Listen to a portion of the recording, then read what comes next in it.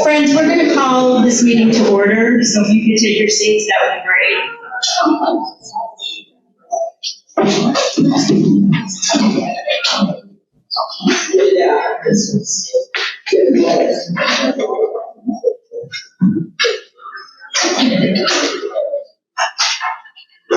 Good evening, everyone. We have a couple announcements. Bathrooms are located in the hallway to the left. If you leave the auditorium, we would pass them on your way in. The emergency exits are out the back and to the sides.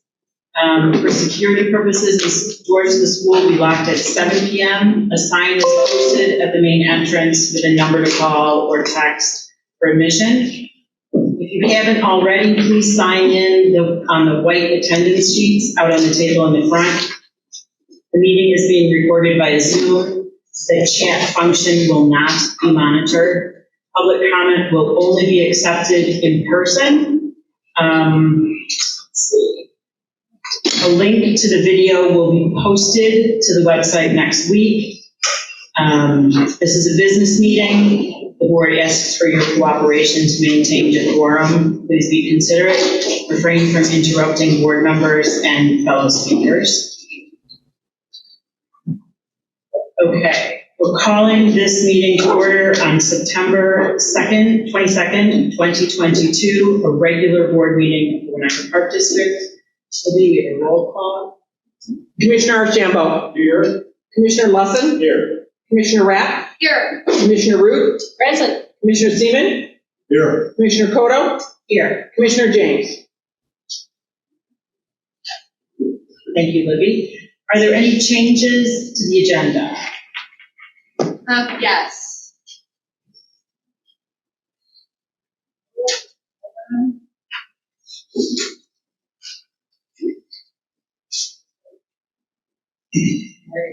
Live? Yeah. Okay.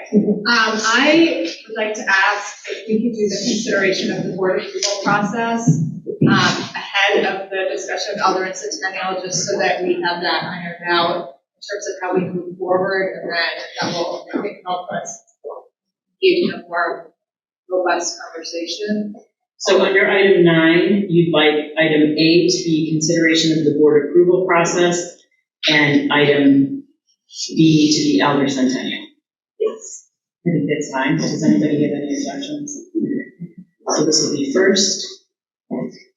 Second. I would like to call for the approval of the August 2022 financials. Jim, do you have any comment? Oh, do we need a motion to approve the change? Yes. Excellent. Would you like to advance your motion? So moved. Thank you. Second? Second. Roll call? Roll call or aye? Do you want to do discussion? Any discussion? Yeah. Okay. The discussion with the financials should happen before the roll call. Okay, perfect. Go ahead. This is the motion, Libby, on the agenda change. Oh, we don't need to do that, but okay. Okay, fine. Go ahead, Jim. Thank you.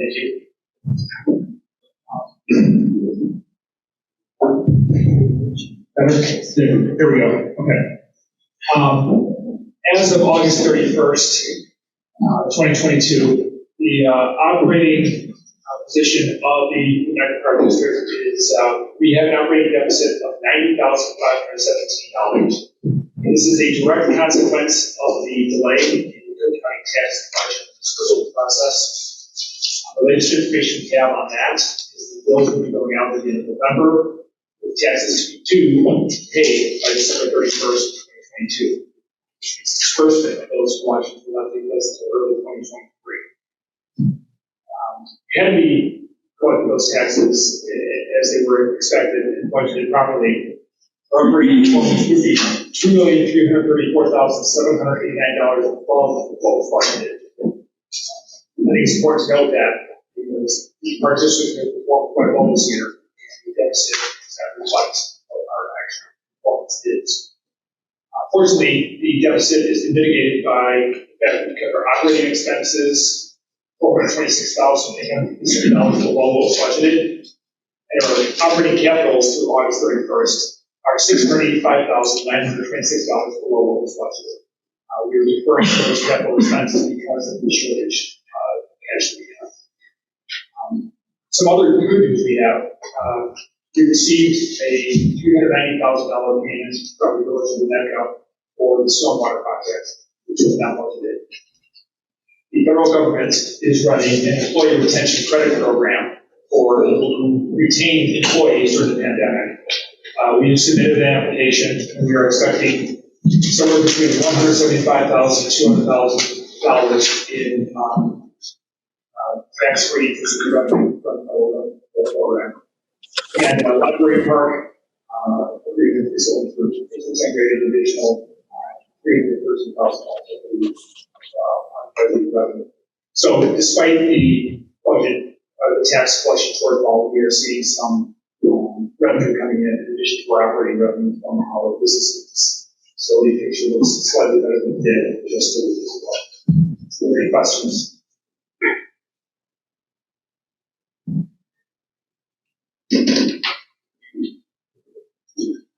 Can I have a motion to approve the financials? So moved. Second.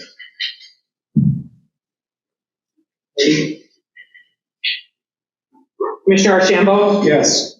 Commissioner Lesson? Yes. Commissioner Rapp? Yes. Commissioner Root? Yes. Commissioner Seaman? Yes. Commissioner Koto? Yes. Motion carries. Vouchers? Jim. Oh, We need the motion in a second for the discussion. oh, sorry. Can I have a motion to approve the vouchers for $597,959.31 as presented? So moved. Second.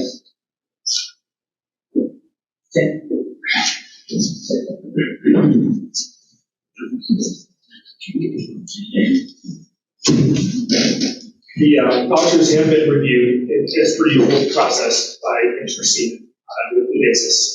This is simply the collection of vouchers for the time period from August 11th through September 15th of this year. It is very straightforward. Commissioner Seaman, did you want to make any comments or you have any questions about the vouchers? No. Okay. You reviewed and approved these, so you can standard. I think, so Commissioner Seaman and I were just talking about the vouchers will include a July invoice from Robin Schwartz for a total figure of $22,287.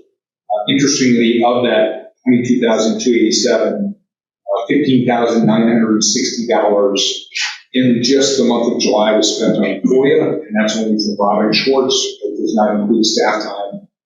So to date, we've spent about $20,000 of our overall figure of legal expenses, $20,000 of $68,000 on FOIA-related expenses, just from legal from Robin Schwartz.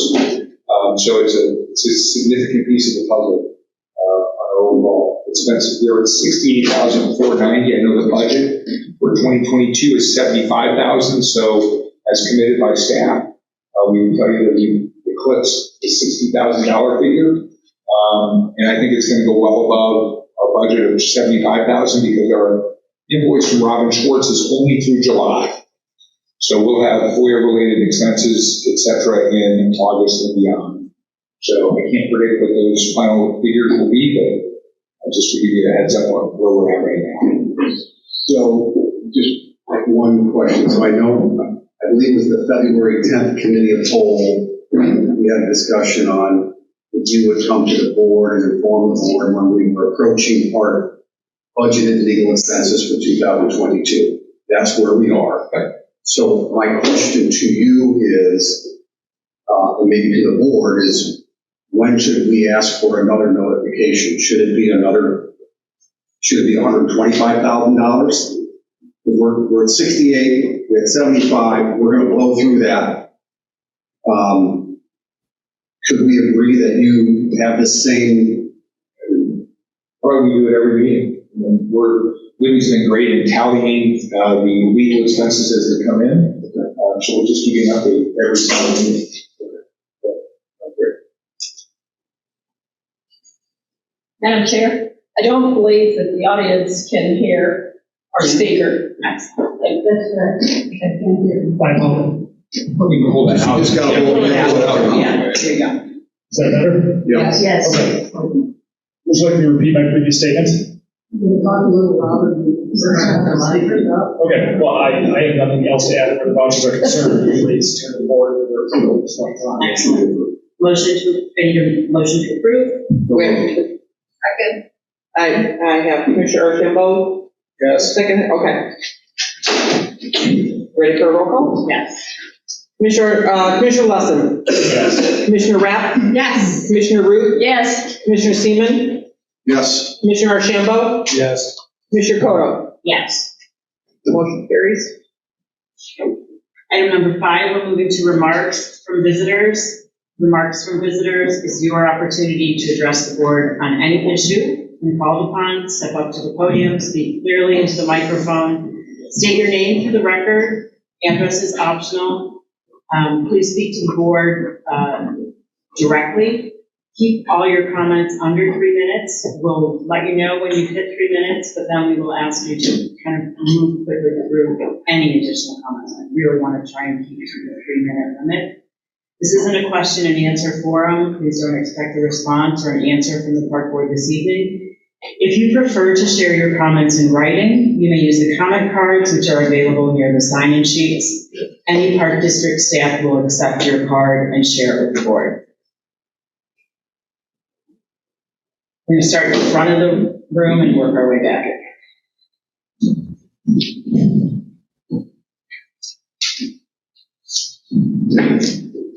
My name is Carol Rasmus. Carol sent me an email that she wanted to have read into the record. She could not be here tonight, so I'm going to do that, if that's okay with you guys.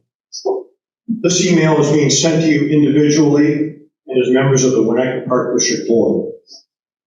I am writing from my perspective as a Winnetka resident and a lakefront homeowner.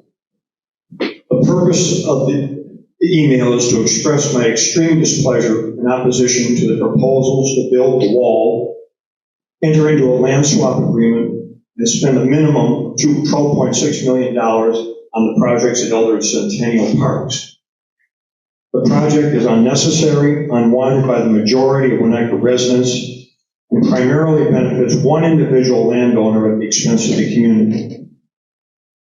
The lack of transparency regarding the process and the input from an individual landowner, to their benefit, of course, is staggering.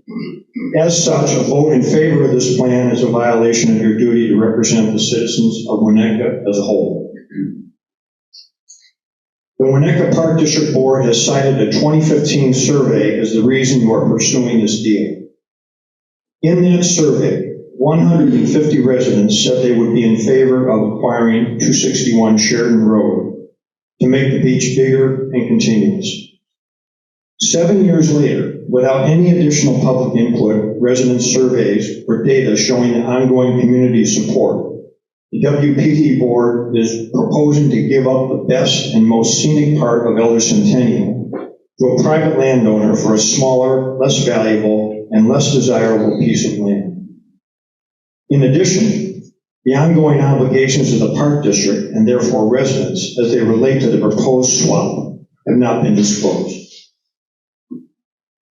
Who benefits from the exchange? The beaches and parks are not being expanded as promised. The Park District and Winnetka residents lose existing green space. Additional obligations are being created. We are giving up one beach or one subpar beach and a driveway, and it will cost the taxpayers additional money to do so. As to who benefits, I am sure the private landowner benefits. Why else would he have hired a public relations firm to push his plan without disclosing the backing of the PR firm if it was not overwhelmingly to his benefit? In addition, the WPD has given the private landowner the opportunity to be a co-permittee in all applications to governing bodies, This is a right and a privilege unavailable to any other private residence in Winnetka. If the proposal is really such a good deal for Winnetka residents, why not put the issue up to a vote of all the residents in a public referendum? Agreeing to such an action would show that you are really in favor of transparency and for representing the views of the majority of Winnetka residents, not just one individual landowner. I have copied John Peterson and asked him that my email and opposition be put in public record. Sincerely, Carol Rasmus. Thank you. My name is Randy Whitchurch. Thank you. I have some remarks, as you might expect. Before you go ahead with any votes to approve development projects for Elder Lane and Centennial, I'd like to remind you of two inconvenient facts. The first fact is Winnetka does not need another swimming beach. Our current beaches, Tower, Maple, and Lloyd, are underutilized and chronically understaffed. Tower and Maple were both closed on Labor Day weekend because of staffing issues, and they were significantly underutilized on virtually every warm, sunny afternoon throughout peak swimming season. Why is the board insistent on creating another swimming beach at Centennial? Elder is broken. It needs to be fixed and reopened. That will give us 4 underutilized beaches with staffing issues. We don't need a 5th. Leave Centennial alone. All of Centennial. The swap agreement needs to be terminated. It is deeply flawed, secretly and poorly negotiated, widely opposed, violates the public trust doctrine, and is arguably legally dead. Your own attorney said so last year in a letter to Mr. Ishbia on June 18, 2021. Moreover, John, according to your phone conversation notes of April 9, 2021, Mr. Ishbia declared he would not need the Centennial parcel if he acquired 203 Sheridan, which he subsequently did. So, if he doesn't need it, why do we want to swap it away? Quite honestly, we shouldn't be trading away any parkland, especially the very best part of this unique treasure that is Centennial.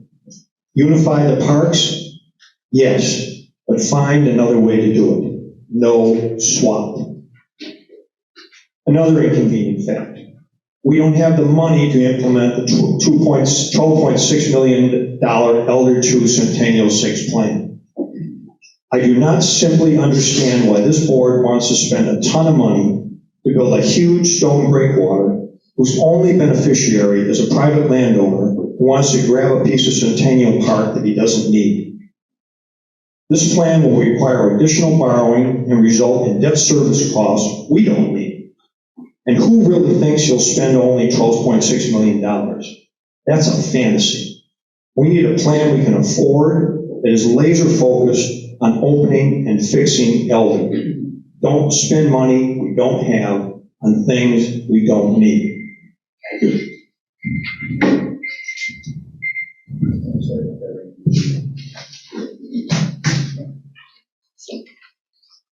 Okay, I'm looking for the next raised hand.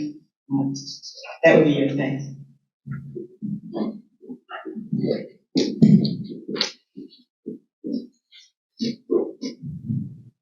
Lori Peterson, everyone hear me?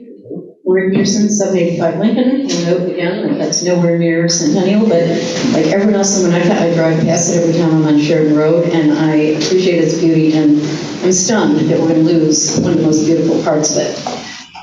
But I'm not going to go into the reasons for that. We've gone over those.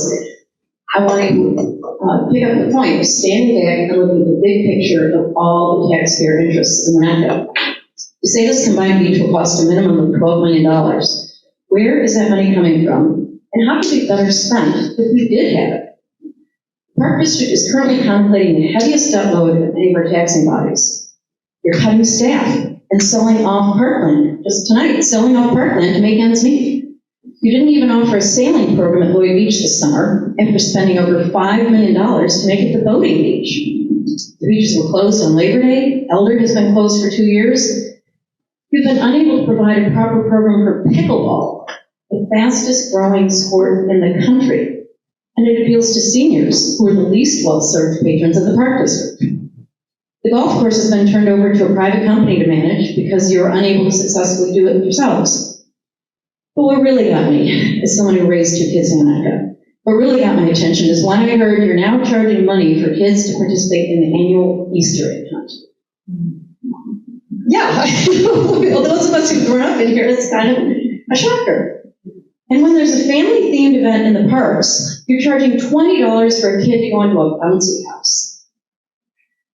I know some of you continue to assert that we represent a vocal minority, but nothing could be further from the truth.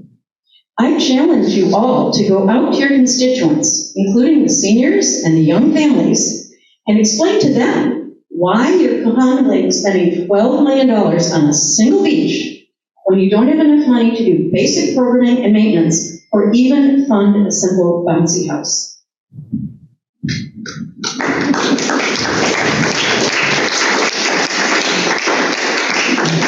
Thank you. Looking for the next, thank you.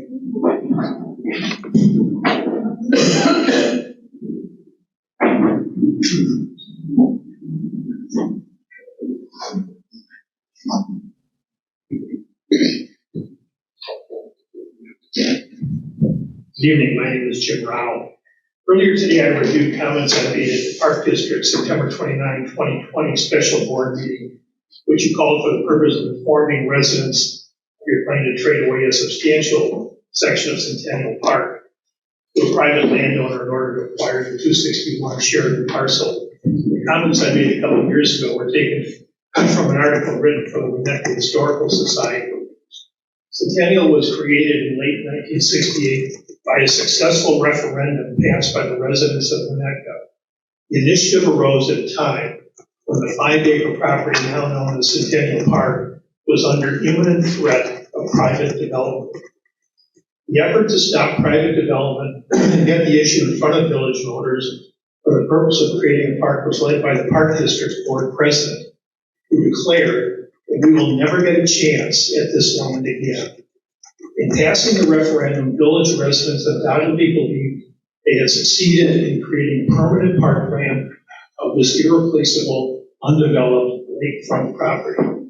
Fast forward more than 50 years, today's Park District Board and staff have spent more than 2 years negotiating with a private landowner and his vast support organization to manipulate the design of both the park and its beach. It's anything but a simple land swap. Some have said it looks like a joint venture. The board frequently stated that the opportunity to acquire the 261 parcel to unite Elder and Centennial is a once-in-a-lifetime opportunity, and it justifies trading away the most valuable part of Centennial. You and we know that's not the case. It's been documented that the opportunity to acquire 261 has come up multiple times over the last few decades.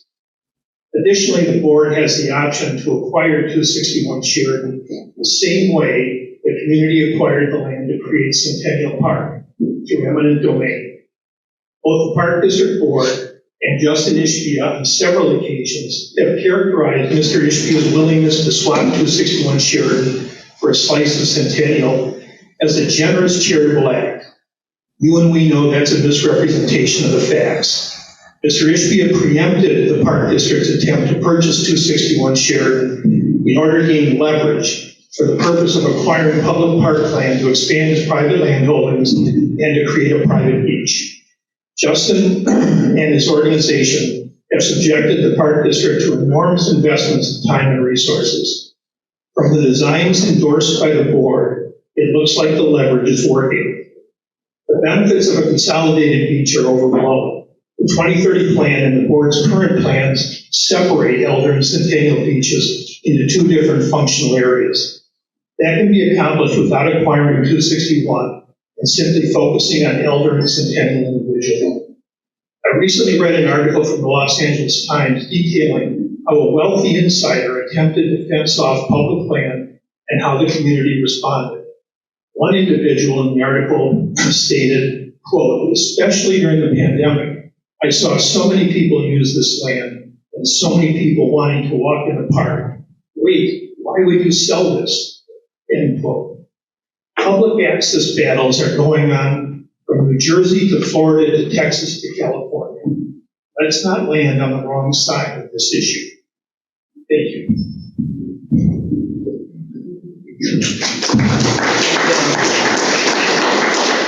Thank you. Looking for the next raised hand.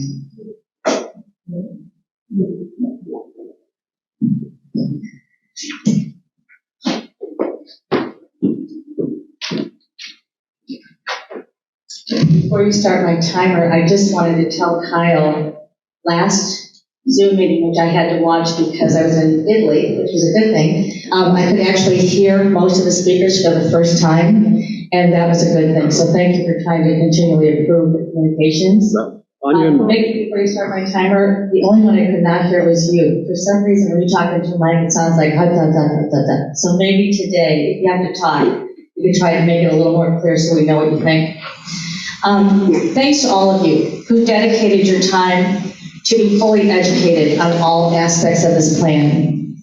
At the last meeting, you put Justin Ishbia at the top of the agenda so that he could tell all of us that you were elected, you are the decision makers, you need to stop listening to the public and start acting now on the many special favors promised to him by the park board. I actually think some of you might have agreed with him. But if you did, you would be mistaken. I have sat through countless meetings where time and time again, members of the park board have said, we're so afraid of being sued by Justin Ishbia, we're just gonna sit here and put everybody on hold until he decides what he wants to do. However, now you've embarrassed the entire community of Winnetka by forcing a resident to actually bring the legal memo forward in front of you to say there may be a legal case against you for the way that you behaved throughout this whole process. I am embarrassed as a member of Winnetka, and every one of you should be embarrassed that we've been to that point. To my knowledge, no public board in Winnetka has ever risked a lawsuit with their own residents or own taxpayers. So thank you for putting us all in that very embarrassing position. The process has gone on for a long time, says Justin Ishbia. Too long. I want you to act now. But guess what? For some of you, it may seem like a long time because it's been going on for you for 2.5 years. For those of us in this audience and out in the public and the families who can't come because the meetings are 6 o'clock and they're feeding their kids, this has only been a 5-month process. We didn't get to see the first 2.5 years. So you owe us another 2 years of public scrutiny before you make a decision, because we should have the same amount of time that you have to deliberate over this process. Carol said a lot of the things I was planning on saying, so lucky for you, I'm going to cut my speech a lot shorter. But the other thing that Justin said is that Winnetka, all of you were elected, and so we have to listen to you. But actually, Justin, being new to the community, a lot of people don't understand that what we actually have is a caucus system. And what the caucus consists of is every member in this community. And you are not elected, you are slated by the caucus committee who represents every one of us in the community. And as a caucus slated member of this board, you pledge to honor the platforms that the caucus puts forth, which are all established by the survey that is sent to all 8,900 households that ask what we want every year. It just came out a couple months ago. It's the newest data you have. It's not a 7-year-old focus group made up of 150 people. And actually, I took off of their website the names of everyone who contributed to this waterfront plan that you say you have to do and you have to see through and that they wanted. And guess what? About 7 of them have moved away. About 10 of them are members of the Winnetka School, Park, or staff members from the village who are no longer employed. Many of them are members who are actually sitting here in the audience who do not agree with this whole focus group and what the plan is. So now you're down to a lot less people. And unfortunately, 4 of these people are deceased since this committee was actually put together. So it's not a very good... You've exceeded your 3 minutes. Yes, thank you, Christina. So what I want to say is, because Justin was given 12 minutes to talk last time, to give his sales pitch to the whole community, I was asked to be on the agenda so I could actually describe this data in a lot more detail so the public would be aware of actually how faulty your data is. but I wasn't given that opportunity. I was told I couldn't be on the agenda, I couldn't present my own information that I wanted to, so the public could actually get it for the first time. So I know I have 3 minutes, I know I can't give the data, but if any of you are really interested in it, I'm happy to send it to you via email. Thank you very much.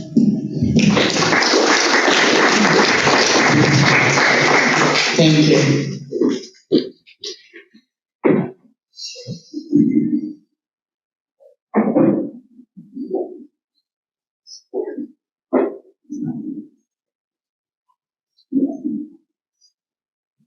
Hi, my name is Judy Rao with 21941. Judy, can you sit down, please? Is that better?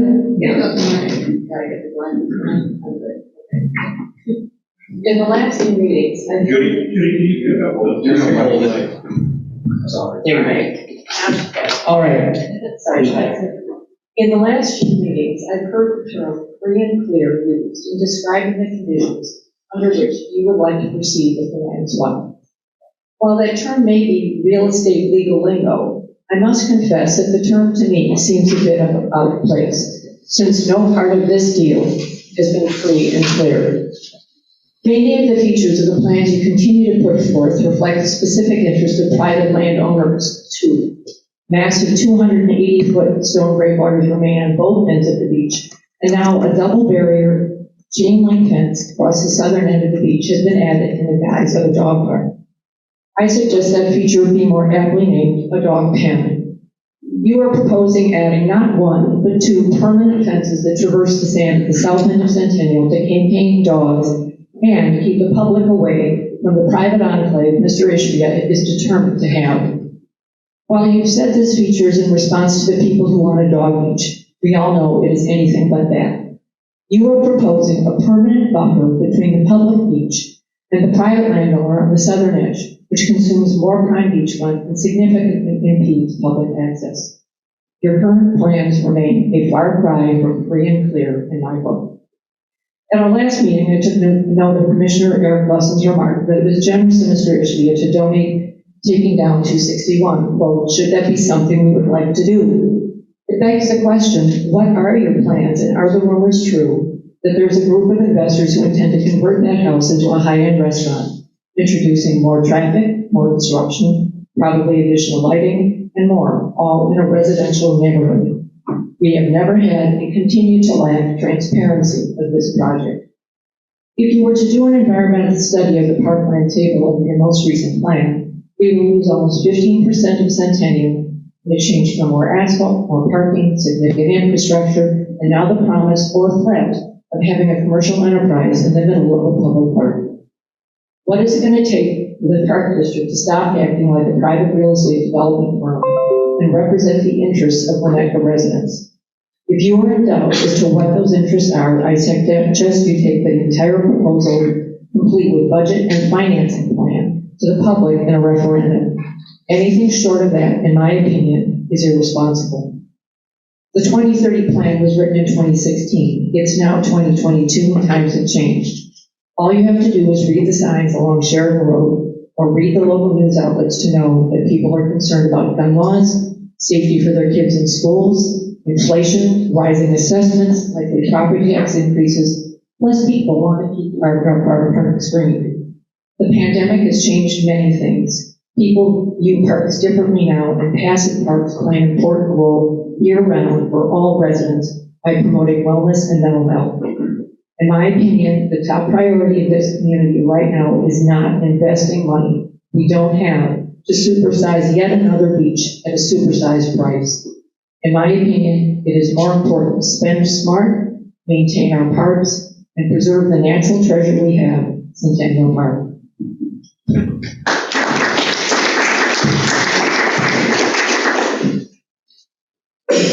Thank you. Mary?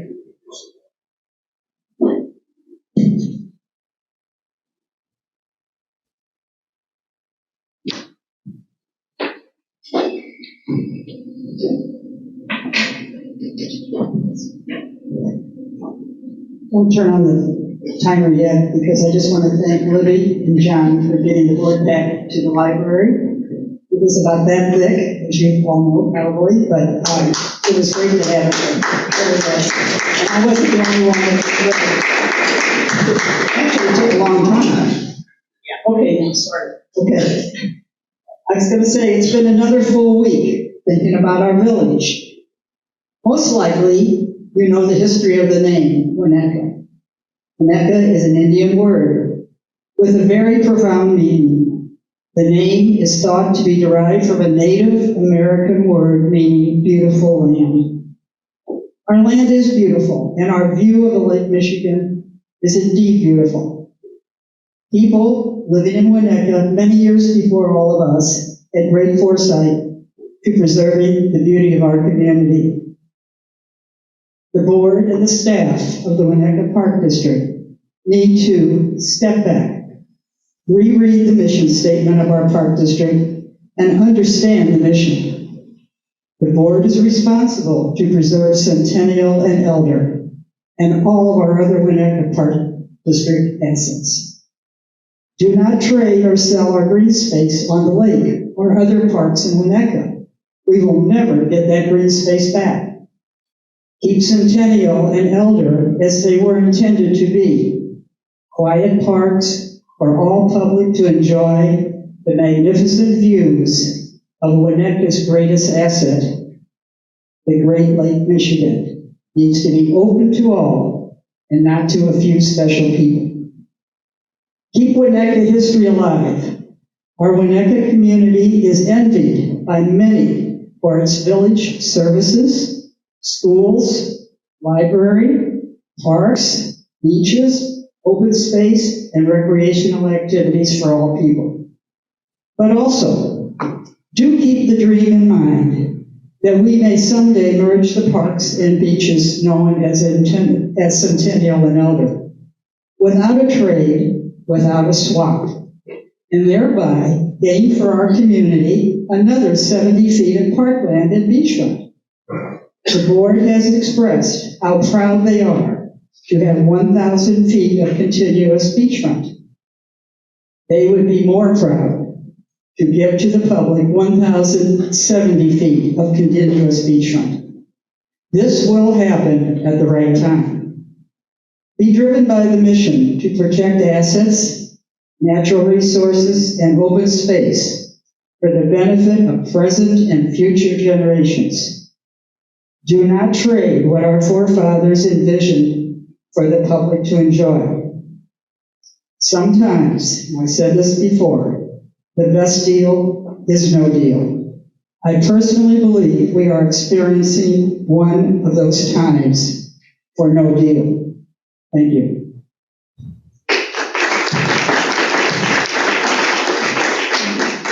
Thank you, Mary.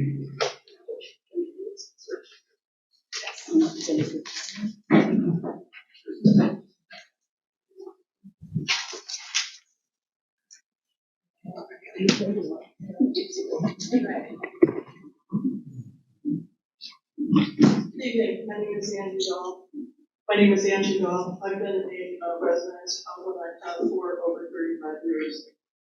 I am very concerned that the board is about to consider one or more of the plans for the improvement or redevelopment of Elder and Centennial parks and beaches. Almost a month ago, at the workshop convened on August 25th, I requested the board to provide some very basic and important information concerning any park or beach plan which it was taking under consideration. Specifically, I asked for the following: an estimate as to what the costs of implementing each plan would be, the board's plan for funding the costs for each of these plans, and if that funding contemplated an increase in taxes and tax levy, then an estimate as to what that tax increase would be. The board to date has not provided any meaningful information with respect to any of the plans which are under consideration. The board to date has not responded to nor provided any of the information I have requested. Additionally, the board has given no indication whether it has seriously considered the plans which were presented by well-qualified and well-meaning citizens at the August 25 meeting. The Winnetka community deserves to know whether or not the board has even considered those proposals and whether or not it has taken the time to perform cost estimates with respect to those proposals, or has merely discarded them as not worth the board's time to evaluate. If the board provided the public with appropriate notice and basic information for the plans under consideration, then it would be possible to convene another workshop. Hopefully, a future workshop would involve a meaningful dialogue between the board and the presenters. The August 25th meeting did not provide such a dialogue, and in fact was a workshop in name only. Having served as a commissioner and president of the Winnetka Park District, I believe that it would be irresponsible for this board to consider any multi-million-dollar plan without adequate notice to the public and without providing the public with specific information regarding the costs of, the funding for, and the tax impact of those plans. Thank you.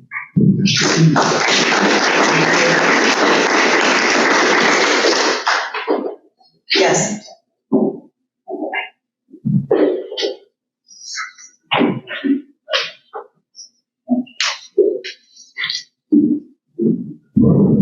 My name is Willie Branson. I'm new here. I've been here 2 months.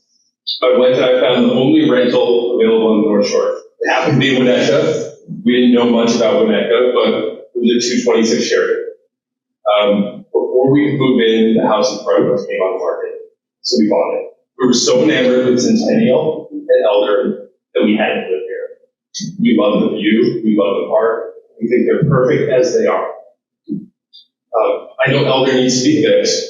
There's obvious things there, but Centennial is just perfect. Being crazy and having another child on the way, in addition to our 2, having a dog, loving the dog beach, we got a puppy. I'm outside constantly because the puppy isn't housebroken yet. I see how people use Centennial.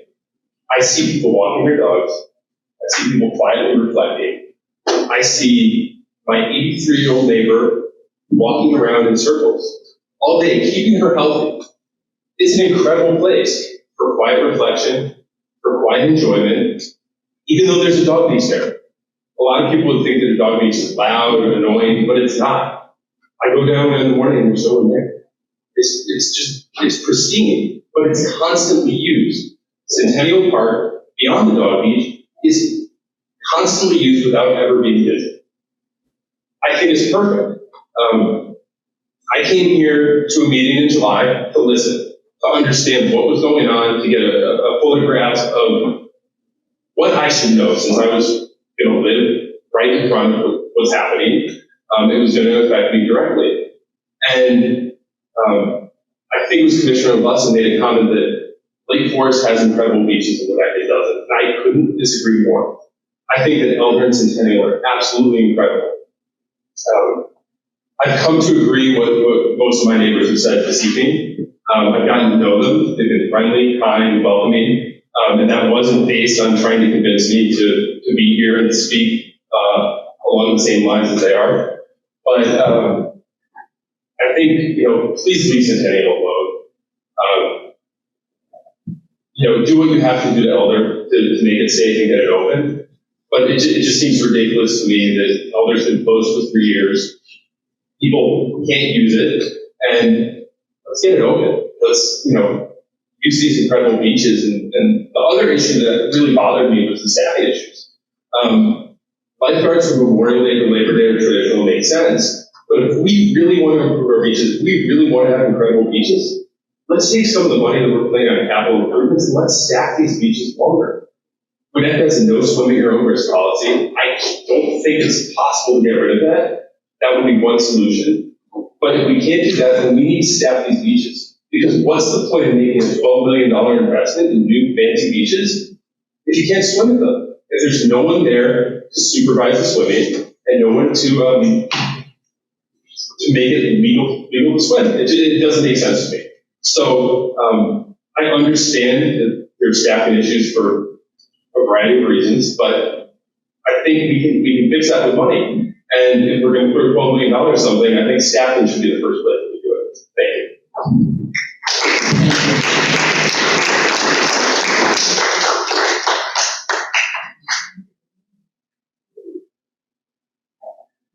I think they're, yes, I think you were next, thank you.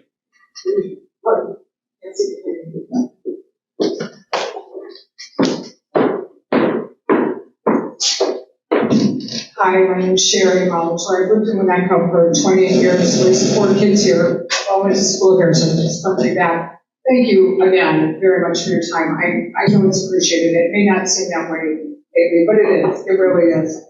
It seems to me that in many of us, that these beach beautification plans are excessive. It's the Disneyland plan. We don't need that here. We have wonderful neighborhood beaches. There's a lot of real estate on the North Shore. One of the things I point out about Winnetka versus some of the other communities is we have all these great beaches, and they're never, ever crowded. In my 28 years here, I have never seen them overcrowded, ever.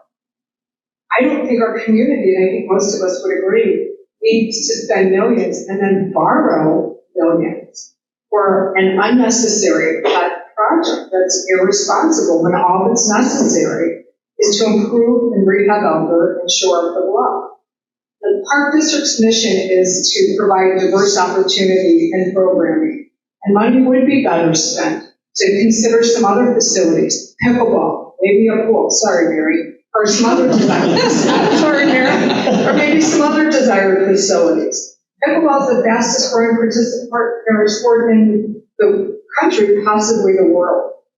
This is too much money for a pet, and I will call it, it's a pet project. Let's call it what it is. It's a pet project without measurable public approval. You do not have measurable public approval. This is wrong to go out there and spend taxpayers' money without measurable public approval. Our schools are going to referendum. We all know they are the industry of our community. They're the jewel of Winnetka. And spending more money by a government body could certainly impede on the success of those school referendums. I don't think the Park District wants to be responsible for harming that. Again, thank you for your time, and please do not move forward with this Disney-like, way too much pet project, without verified community approval, which you don't have. You don't have it. Thank you.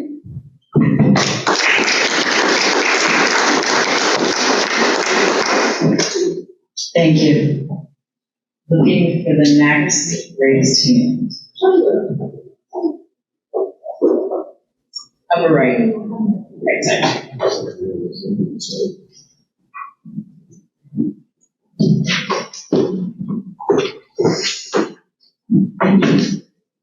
Hi, does that work? My name is Jenny Pastor. I moved here 4 years ago from Greenwich, Connecticut. There I served on a similar public board. I was an elected official at Greenwich RTM, so I do appreciate all your time and effort and this unpaid role. I've heard that what is often said is that the silent majority are the young families that live in Winnetka, and so I'm someone who has a young family, and have spoken to many of my friends and colleagues. I run a local non-profit. I was on the Winnetka Public Schools Foundation board. I'm also on the Smoky Washburn board. So I speak to a lot of people in my demographic, families, people with children. I'm also a realtor, so I also get to speak to a ton of people considering moving to Winnetka or Wilmette or Kenilworth or Blanco or Northfield. The draw to Winnetka is always the schools, number one. So absolutely, it's a priority to get the referendum passed to keep that going. But I haven't spoken to a single person in my demographic who is for this swap. To me, it's always kind of seemed bizarre. And, you know, as everybody else has said, this beach is a passive beach. If somebody wants to donate some land to join the two, that's fine. But there shouldn't be a bunch of contingencies that create precedents that goodness knows what will cause in the future. That's all I've got to say. Thank you. And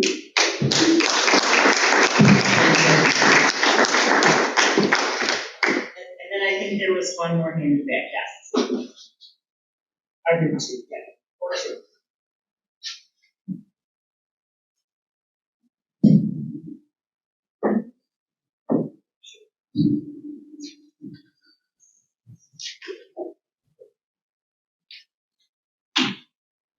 Good evening, and I hope that everybody behind me can hear me. My name is Susie Schreiber. I am a past Winnetka Park District Commissioner and have had a number of other positions related to Lake Michigan and maintenance of the public ownership of the lake. And I have two comments tonight. One, in driving down Sheridan Road recently, one of your many numerous, what I call going out of business sale park signs, is at the entrance of Centennial Park. And it says, sponsor a park. And of course, I'm supposed to be looking straight on Sheridan Road, so it took me about 3 or 4 passes before I saw the last word event. So, anyway, sponsor a park event. Why? Are you borrowing from enterprise funds? Why are you going into the red to fund an unwanted park plan to de-acquisition part of Centennial Park that was given with donated money and yes, it was done by eminent domain, but in the end, and with great planning, the builder who had bought and developer who had bought the property was made completely whole, and everybody has been very, very happy with Centennial Park. Now you are having a plan to de-access 70 feet at the southern end, and you're asking us to consider sponsoring park events, perhaps such as an Easter egg hunt, which should come out of taxpayer money, and which you have plenty of, to run an Easter egg hunt without charging a kid 20 bucks to take about an egg. Jelly beans in it. So I just really would wish that you would look at your financials, listen to the general public, which is even better represented here tonight for demographics, and go forward and plan with the public, not above the public. You represent all of the Winnetka Park District residents. That is more than the Winnetka residents. It is greater than. So please always use Winnetka Park District residents when referencing those members. Thank you very much. Thank you.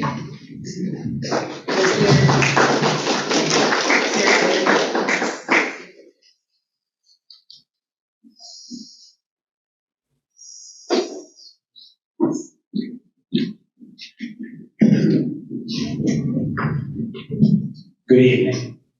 My name is Paul Gaynor. I'm an attorney representing Winnetka residents Chris and Rod Treason. The proposed land swap is illegal. I have submitted a detailed legal memo and letter on why it's illegal. First, the proposed land swap violates the public trust doctrine. Public trust doctrine is a well-established legal doctrine that the submerged lands of Lake Michigan belong to the state of Illinois. Title to those submerged lands is held in trust with the people of Illinois. Neither the state nor the park district may sell submerged lands or transfer those lands to a private party. Those lands do not belong to the government to sell. Public lands may not be walled off from the public. A private demand for privacy and security from public land is not justified. To agree to such a demand would constitute a breach of the public trust. It would be actionable at law. Second, the proposed land swap violates the Illinois Park District Code. Given that the district intends to give up the nicest part of Centennial Park, or nearly 15% of its acreage, the arduous demands made by Mr. Ishmael, and the never-ending expenses incurred for 2 years behind closed doors, the district cannot meet the Park District Code requirements that the exchange of the Centennial Park parcel is for other property of substantially equal or greater value, of substantially the same or greater suitability for park purposes, or without additional cost to the district. Finally, it appears the district has been violating the Open Meetings Act. The Board of Commissioners has relied upon a tenuous and overly broad interpretation of the Open Meetings Act's exemptions to conduct most of the conversations related to this land swap in closed session outside the eyes and ears of the public. The district has apparently attempted to avoid full disclosure of and public engagement on its intention to give away the nicest part of Centennial Park. Or that the land swap would include massive walls, fences, and otherwise restrict public access, all for the benefit of a private individual. As evidenced by the petitions and public comments in opposition tonight, there is overwhelming opposition to the land swap, and the residents have spoken much better than I can to that. This public opposition, I must say, has been heightened by the district's conduct and lack of transparency. Given the violations of law and the significant public opposition, we strongly urge the district to refrain from moving forward on the land swap. Thank you for your time.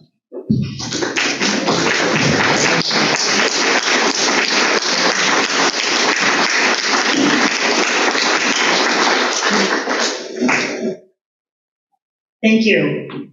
Any other remarks from visitors? Any other raised hands? Okay. We're going to move on to item number 6, new business, which is the consideration of an equipment purchase, John Deere tractor.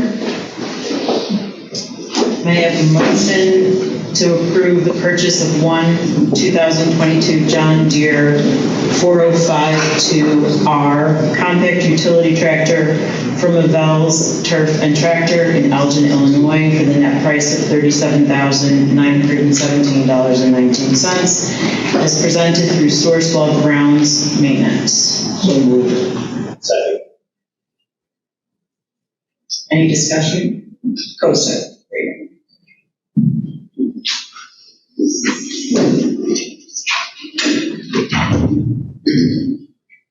Good evening. As presented, and thank you for Christina for reading out loud, the Park District staff has identified the replacement of a 1992 Ford 2120 tractor with the identified John Deere tractor, as mentioned.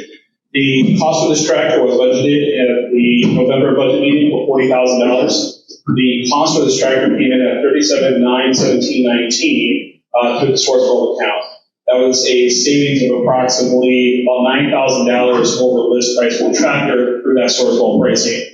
At this time, staff is looking to recommend the purchase of this for the golf course. The two reasons for that is not only the replacement of antiquated equipment that needs to be replaced, but also the longer lead time that we're seeing for products, and also the higher cost with supply chain demand that we're seeing as well. Right now, this tractor is available, was ordered in respect that we had no bonds to purchase the tractor, but it was ordered that if we did receive it this year, we could purchase it or put it back into allotment and let them sell to somebody else without any issues to the district or cost to the district. So we put it in queue knowing that we might get it this year or might not. It finally came in, so we're presenting to the park board this time. Can I answer any questions that you might have? Is it in the budget? It is in the budget. It is less than budget. It is 2,000 and change less than budget.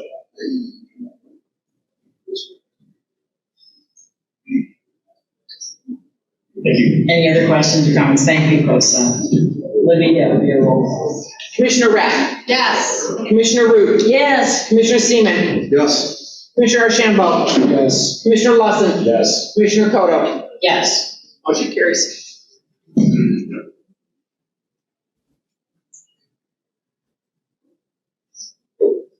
May I have a motion to next item number 7, approval of minutes. May I have a motion to approve the special board meeting minutes of June 9, 2022 as presented. So moved. Second. Any discussion? Thank you, Libby. Thank you, Libby. Maybe that's a roll call. Commissioner Root, Absolutely, yes. Commissioner Seaman, Yes. Commissioner Shambo, Yes. Commissioner Lawson, Yes. Commissioner Rapp, Yes. Commissioner Koto. Yes. Communications? Thank you, Commissioner Cotto. So your packet does include quite a bit of communications. Before we get to that, I want to read a quick statement, if you will, or just an update. So several members of the community have inquired about the Park District's process for addressing communications received from the public, emails, presentations, letters, news articles, etc. At this time, there is no formal policy, and until recently, one has not been needed, because the Park District received very little correspondence. In response to the influx of communications and requests for statements to be made part of the public record, preliminary guidelines and procedures have been developed. All correspondence received by 12 p.m. 1 week prior to a meeting will be included in the board packet. Correspondence received after that time will be included in the packet of the next scheduled meeting. Comments, statements, etc. submitted to the board at a meeting will be included as an addendum to the unofficial meeting minutes and presented to the board for approval.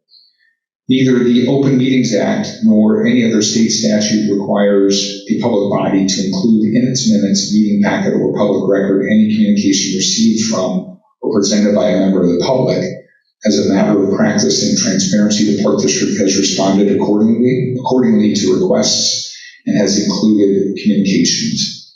A formal review of the Park District Policy Manual has been put on hold, but when the policy manual is revisited, the procedures for communications will be addressed accordingly. So we've implemented a process of 12 p.m. The Thursday before, so that would make it the 15th of September. Everything up to that point in time is included in your packet. Anything after 12 p.m. from last Thursday will be included in the October 13th packet. So what you see right now is all the emails and publications, etc., that were received accordingly. Great, thank you. Any other commentary on that? Okay, so just to be clear, today, the deadline for today's packet was last Thursday at noon. And that's in consideration of the staff who accumulates it all. And I think that's something we adopted back in August, or formalized and addressed in one of these open meetings. Item number 9, unfinished business. We have slightly changed the order, and we're going to start with the consideration of board approval process for elder and centennial improvement and maintenance projects, correct? Okay.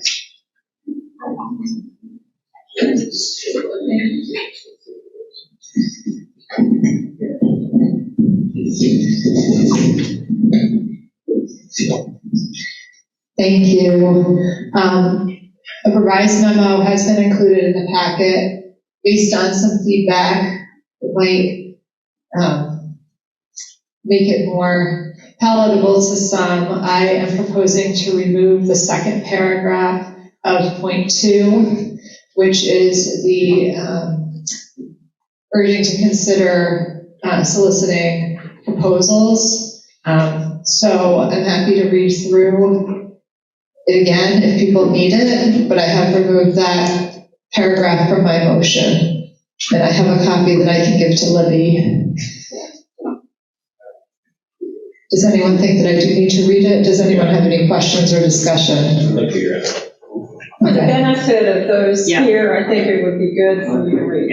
Okay, that's fine.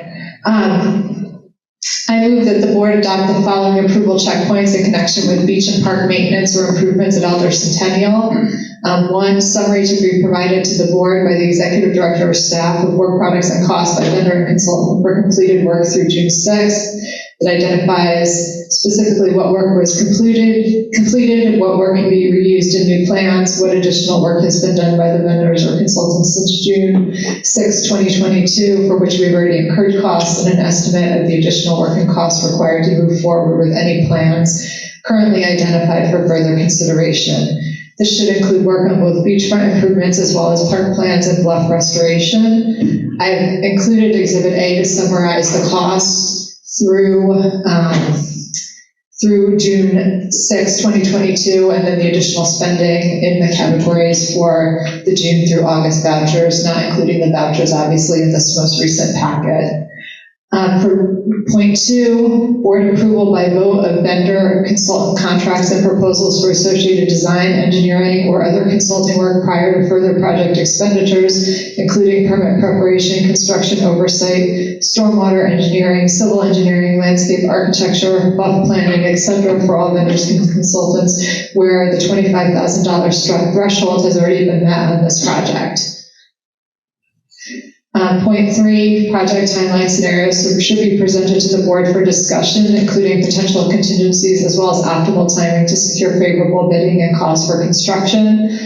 Point 4, board approval by vote of design plans with cost estimates prior to application for permit for Elder and Centennial, with WPD as the sole permittee. Point 5, the review of permit application drafts prior to submission for consideration of constructive input at a board meeting. Point 6, board approval of winning bidder following bid process for construction. And point 7, project costs for all consultants and vendors for Elder Centennial projects should be reported on a separate monthly dashboard summary at future board meetings. Current vendors and consultants should be encouraged to submit invoices on a timely basis. We need a second. What's your motion? That's my motion. I'll second it. Any discussion? First of all, I want to thank Commissioner Rapp for all the work that she's done on this motion. We, at least Commissioner Rapp, and I think I can speak for you in this, and I have been very focused on trying to improve our transparency and also to move forward with improvement on best practices. In the prior draft that Commissioner Rapp introduced during our last meeting, there was a suggestion that we needed to focus on our consulting services that are provided by certain consistent vendors. And I'm making a request that we engage Steve Adams to carefully consider this. I spoke with our Harbor Council, Steve Adams, today. And my specific reference is Article 8, Section 8-1I of the Park District Code, as well as 50 Illinois Code Section, Section 510, Local Government Professional Services Selection Act. As I read Article 8, Section 8-1I, we have a duty on a regular basis to go out with RFPs with the exception of the following licensed specialties. And that would be surveyors, architects, attorneys, and engineers. And so if we are using a company that does not meet one of those limited specificities, then I think that it's incumbent upon us to really consider an RFP process on a regular basis. I had a brief conversation with Park Council today, and he said, well, I'm going to look at it, but he said, I agree with you, best practices would be on a regular basis to go out with RFPs. Thank you for your attention to my comments.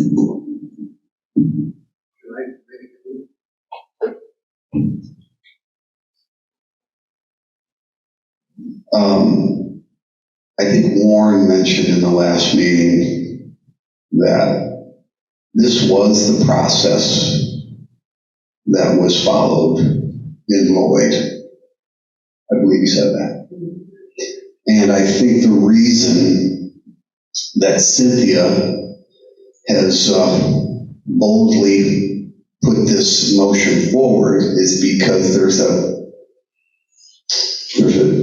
perhaps this process wasn't followed for Elder Centennial.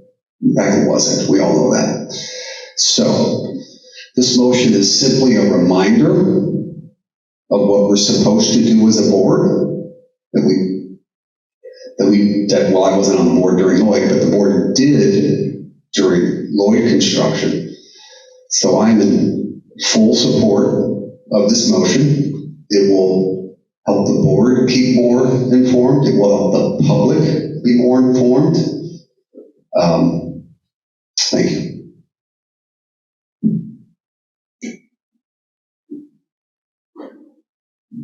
I just want to clarify the RFP request, as I understand it.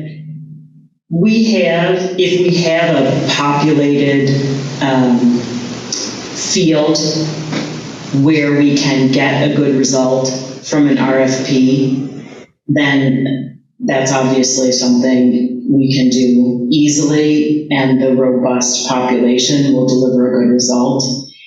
If we have a specialty situation, as we have in some of the coastal work that we're contemplating, where there are people who have specialty knowledge of our specific area, and that field is not particularly well populated, it may make sense to do a more collaborative effort rather than forcing people to bid to worst in competition.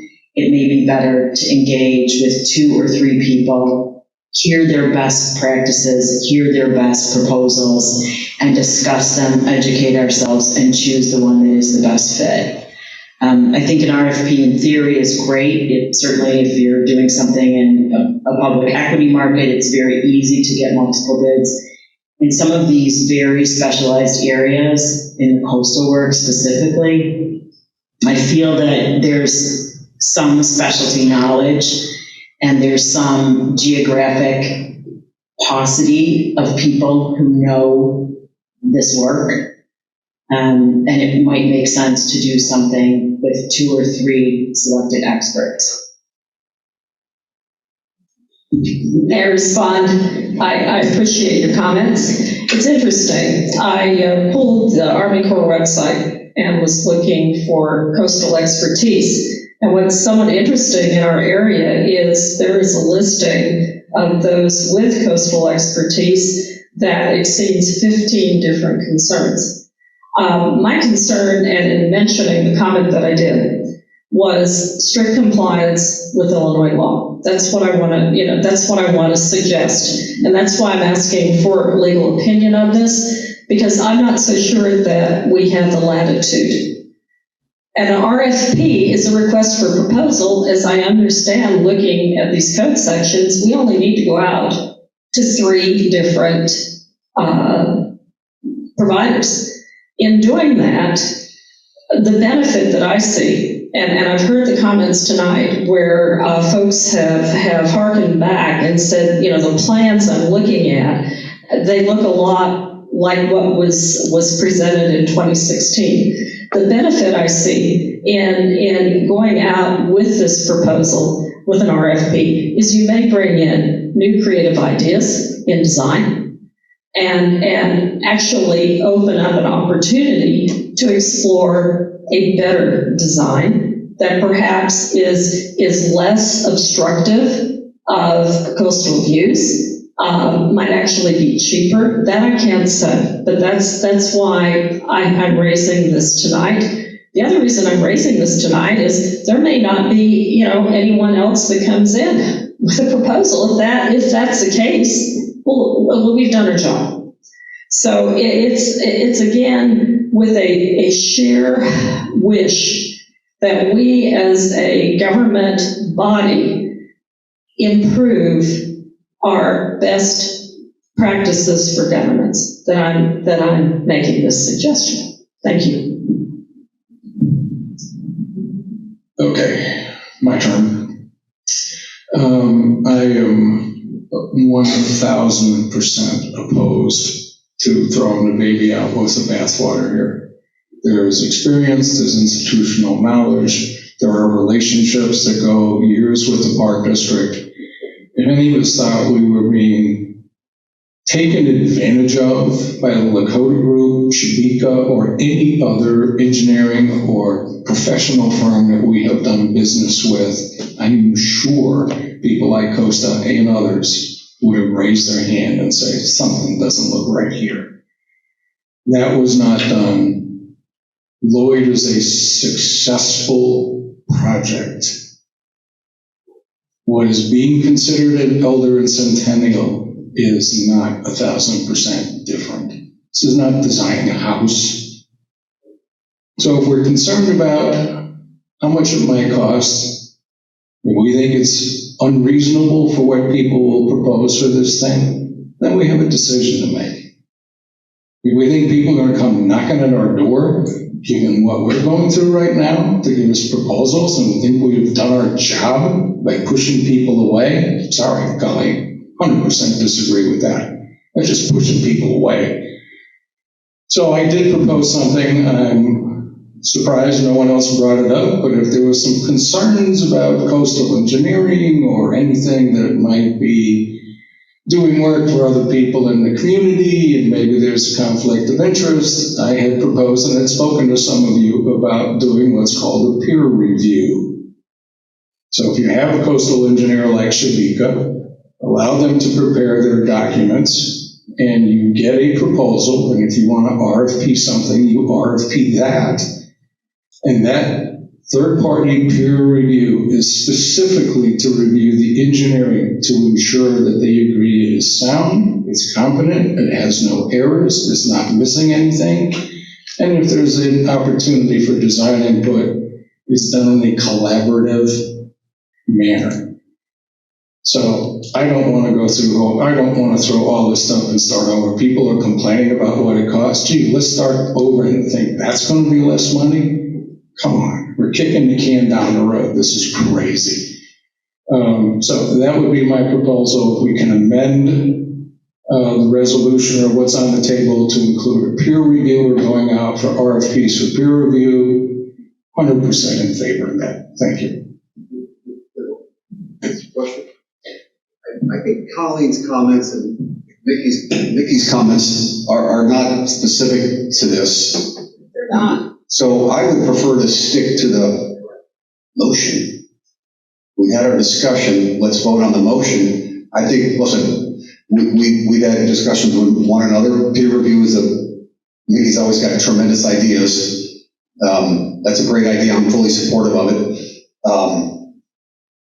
But I think we should stick to this motion. She read it, I seconded it, we've had discussion. I would suggest that we go to a vote on this motion. Is that okay? Just a question. Yes. Are we talking about Elder and Centennial, or are we talking about other projects? This is It's specific, and there's no mention of RFP in this motion. So is it for Elder and Centennial or for other new projects? Only Elder Centennial, Yeah. because we're going to deal with the other stuff in the policy discussion later on.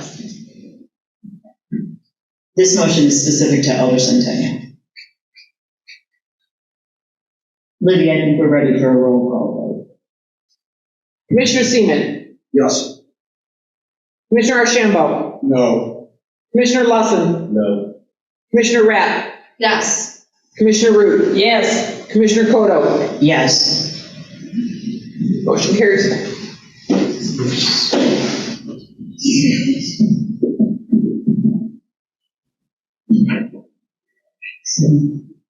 Now we're moving on to item 9B, which is Elder and Centennial, under unfinished business. And I have a motion that I'd like to propose. We've talked amongst each other, amongst ourselves. We have considered and costed out the proposal of Chuck Dowding. We have delivered in our workshopping sessions 3 options for Elder, 6 options for Centennial. Those plans were presented together with costs. We also costed out Chuck Dowding's proposal. Those proposals don't contain any walls. They don't contain any planter pockets. We have also decided or agreed, heard your feedback, listened to you, that the rock level at Lloyd, which we think was a good job, turned out to be about 2 feet too high. We have taken some input from John Root's presentation and from Chuck Dowding's presentation, and there seems to be some consensus around a shorter arm. We have taken some design input from things that Cynthia has seen, wherein we could flatten the top of that rock and perhaps create at a future point some lookout options. We have gathered feedback in, to my tally, roughly 18 hours of commissioner chats on weekends, and we have heard numerous people in public comment. So my motion is to, which I hope is supported by this work of these commissioners and by these comments and the input of citizens, is to authorize the staff to produce what I would call an Elder to Rock Light plan. As I understand it, that cost is going to be about $4,500. I would also add that we would ask for some peer review on this. I would ask that we abide by the motion that we've just adopted in terms of costing it out, but this will be the very first step in putting together just the elder piece, where I think we have some consensus as a community that that's the beach that needs to be fixed. And I think that we have some consensus on the elements we don't want, and we have some consensus on the elements that we'd like to reduce. So my motion is that we authorize the staff to go ahead with an Elder to Rock Light series of plans for us to workshop, potentially October 20th, excuse me, and then potentially vote on October 27th. There's a lot of information in there, but I do think that represents a good way forward just for the elder piece, which we can pay for. So that's my motion. So you're just putting forth this motion for the money that would be needed for this coaster when we met earlier this week to Lakota and was it Lakota and Shavika? Lakota to design it. This Okay. one, Shavika was not going to incur costs. They were helping us. I'm sorry. We were not incurring costs with Shavika at this time. Right. Okay. Got it.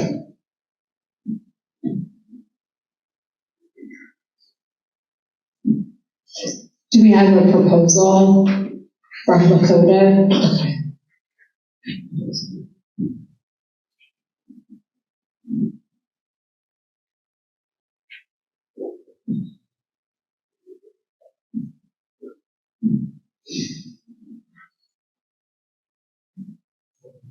Somebody's the second this motion. I'll second. There you go. Any more discussion? Sorry, I just have a question. Go ahead. Go ahead, Vicki. Well, you prefer me or something. Beauty, Vicki, beauty. No, hardly. So my question is, so are we going to ask our current consultants who work on these projects to prepare this for us, or are we going to go out to RFP on this?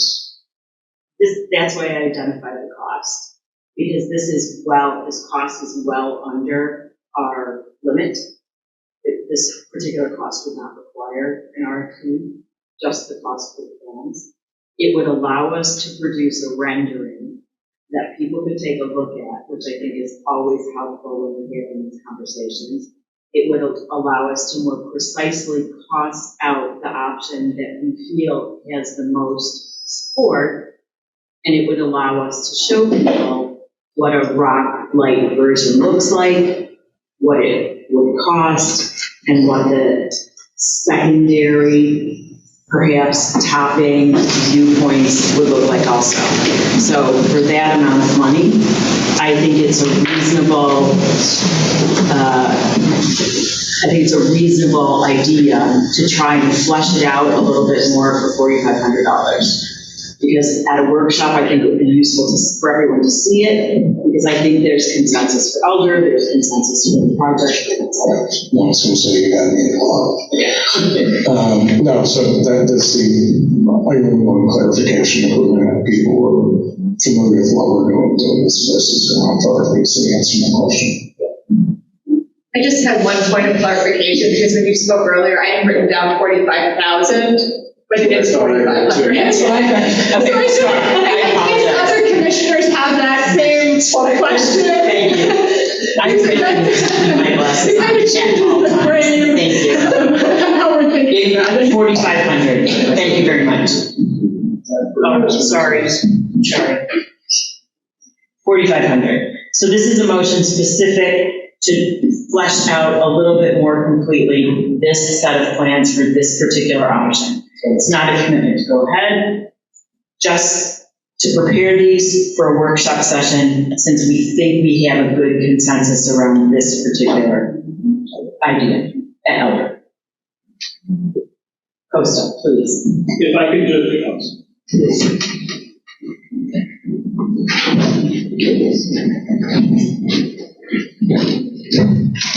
as part of this proposal, there will be deliverables for the audience as well, not just the presentation, but we're going to have boards available for the audience to be able to look through and view and visualize that as well, along with representatives of the code to help talk through those visuals.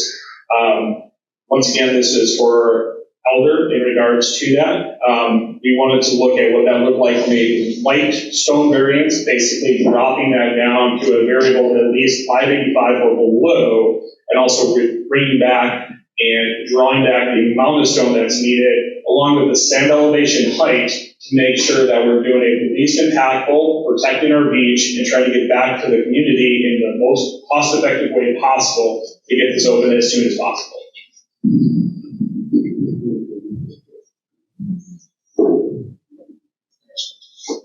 Thank you. Sorry, when I spoke to you yesterday, I said I wasn't going to talk that much, and I apologize. But I want to actually disagree with you on one of your comments. I love Lloyd. I think Lloyd is great. Lloyd works for Lloyd. 587 works at Lloyd. It doesn't work at Elder Centennial. It's a different beach. We need to protect it. Rock light means lower rock. So I don't back down from every time I go to Lloyd, I think, I love Lloyd. But that won't work at Elder Centennial. And that's what we've heard from the community. And less rock means less expense. One thing I learned from Chuck Dowdy is that perhaps there's a way to lower the stormwater pipe, not as low as he wants it, but perhaps there's a way to bury it such that whatever we need to protect it on beach can be lower, such that when you're on the beach, you're not ever looking over rock, no matter how close you are to the water. And that's a challenge at Lloyd. When you get to the water, the rock's up, kind of like that head level above your head. We don't want that at Elder. So I think there's there's been a lot of thought about all the design feedback, community feedback that we've received, that what we did at Lloyd, although it looks fantastic, is not suitable for Elder. So in full support of it, and thank you. Hello? Over here? Oh, I'm so sorry. Please go ahead. Nikki, go ahead. Go ahead, you can. You may be 4H. Go for it. Your turn. Okay. The reason that I made my comment earlier had nothing to do with an architect. Architects are exempt. You can hire an architect from now until the end of time, as I understand it. The concern I have is with the coastal engineering piece of this, and it is a question I have asked Mr. Catullas. It is a question as to whether our consultants are truly coastal engineers, and if they are not, then I am concerned that we may not be in legal compliance. So that is a question, and I will direct it to legal counsel. With respect to Elder 2, the devil's in the detail. My concern all along was, and I heard it expressed by the audience today, we have a breakwater, we put it on our northern boundary at Elder, and it protrudes out into the lake, it fills the lake a certain amount, so that, again, we can have some continuity when we come down to Centennial. And the concern that I've had all along is that amount of stone necessary? Unlike Commissioner Seaman, I didn't have the benefit to sit with a consultant yesterday to watch them model to try to show what that is. Perhaps during the workshop, we can have that sort of detail provided. The other concern that I have with Elder 2 is it has a stormwater pipe terminating at the terminus of the breakwater. Elder has been our most contaminated beach. We have not tested water at Elder since 2019. I have recommended continuously, and I will recommend again tonight, that we start testing water at Elder Lane so we have a benchmark. I was told in the past that it was too expensive. I learned that we actually have a licensed biometric lab at our Winnetka water plant. And the director of that lab, I think you may know, but his name is Brian Curley. He said he would be happy to test the water at Elder Lane, that he tests all our other beach water. And I have actually volunteered and continue to volunteer if we don't have the people to go get the samples. I'll get down to Elder and pick them up and take them over to Brian. Again, the terminus of a stormwater pipe in a breakwater with the idea we are building out a beach means that we may have people swimming right where the contaminants from the stormwater come out. This is why I originally supported Chuck Dowding's Elder Now plan, because he took that, and I said that evening, he took the pipe out further. This remains a concern of mine, and I guess I will be the broken record here saying, this is why I want coastal engineering, because the engineering design that was done by Berg terminated at the toe of the bluff. And there has been, to my knowledge, and I've worked very hard to find it, and I've met with Costa, and I've done my research, and I've poured through, because you told me to go through the FOIAs, I went through every single FOIA that I could find. I cannot find any engineering design from the toe of the bluff out. And so I'm kind of making a pain of myself here, but my personal experience was losing 2 years of my life from flooding. And I don't want anyone in this community to ever have to experience a flood. And that flooding occurred because there had not been proper engineering and also maintenance of the area where I previously resided. Thank you for your time. So, Nikki, if you don't mind, I'm going to ask Costa, invite Costa to speak, because I think, Costa, you can speak about the process, considering, Costa, you can speak about the process, you can speak about Chuck Dowding's plan, you can speak about the costing, you can speak to some of the comments that Colleen just raised. Here.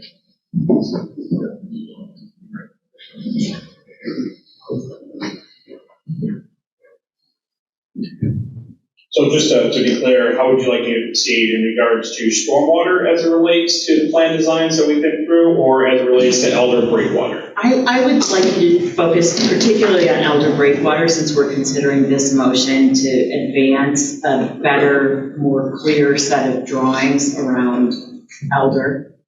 Sure. So the concept and the opportunity I had earlier this week to discuss this plan in greater detail, we talked around with Speak & Associates along with the Lakota Group some design edits to reduce the amount of stone and the height elevation of that stone as much as possible, and to bring that back in to help create a softer feel to the beach, in this case a rock light version, if you will, from what was originally proposed. The elevations that we've chosen at this time, and we're going to continue to work through as we now have, or are assuming we potentially will have permission here after the motion's carried, to continue working through that plan, present that to the community. So the elevations currently, they were stated around 585, 586 on the stone elevations. That was never finalized. We were preparing to go towards that, and the next round of actual engineering would support what was being needed for the permit. As we continue to walk through that, we're dropping that elevation down. The length is still going out about 220 feet on the Elder Lane breakwater, but the arm as it curves around to the south is being reduced. Once again, trying to open the vistas and the views to the lake, and trying to do what we've heard from the community is to try to soften it up, keep it open. I know there's been a lot of questions around change. No change is good, but open the beach, well, that's what we're trying to accomplish. In addition to that, we are looking to propose a buried stone revetment as well. That would be where the median baskets of Lincoln have failed directly in front of the beach house. And that is the primary reason, along with the pier, that the beach is closed, is the infrastructure underneath that has failed. So the stone revetment in turn, along with the breakwater, would be the two pieces that go to that breakwater design, or the beach design for Elder. In regards to the beach design, the location of the pier itself has to be taken into consideration. Otherwise, we would still be having a discharge of a older pipe that is failing, as we've seen. The pier is failing itself, and we even have portions of the pipe wash up on shore. So working with our Christopher Burke Engineering, we've identified a plan to reroute that in conjunction with the village, because the village does own the stormwater pipe. That is not a park district public discharge, that is a Village of Winnetka discharge. And in turn, working with James Bernal and the consultants, we identified the best point forward, and that was what we already had previously gone to permit for. It wasn't until the vote, I think the date in July, that it was removed, or suggested that we pull it back. We went ahead and removed all permits as it relates to the entire project. Currently, we did have an opportunity to hear proposals, and we investigated those proposals from other community members. And there's things that we're going to try to take from those proposals that we suggested to try to help alleviate those concerns. Water quality is one of those concerns, and we heard you, and we continue to hear you loud and clear. The breakwater itself, as it is stone, is not as porous as you might think, because there is a center stone of bedding stone that goes in there. So it's not just all larger armor stone where the water will flush through as quickly or easily. There's bedding stone that's set interior of that, which would help the redirection or the push of the potentially contaminated water, as you identified, Commissioner, in regards to the previous testing that was completed. Once again, we're looking to ways to identify that and improve upon that as much as possible. Upwater stream structures for water quality catches for the initial first flush have been identified. Before we went and completed any of this design plans, we had Burke run modeling to show with the existing or previous, I should say, I want to say it was model 40, but I could be wrong, rain data. And the initial flooding at the Winnetka Avenue overpass is where the inundation of water is for the Elder discharge. The village wanted to make sure to, the county Root's, Commissioner Root's point, that we don't cause additional flooding to the village by doing this or relocating it. So we had Burke Engineering rerun those same models with the design that we've had proposed, and there is no difference to the flood contaminants, not flood contaminants, but the flood itself. And those areas are still areas of inundation. The village is aware of those concerns. They're working on other concerns within the community, and I know that is a priority for them, and they're going to get to that in turn, but I can't speak to when, because once again, that's a village matter, not park district. But we have shown the modeling, and we have shown the data that our system will do that. I need to apologize to you, Christine, or Commissioner Root. I will send that to you. For some reason, I missed that with my initial takeoff, and your email back to me wasn't included in there, so I apologize. In my haste of trying to actually get out of town on vacation tomorrow, I missed that one, so I apologize. But tonight after the board meeting, I will go back to my office and send that to all commissioners so they can review it.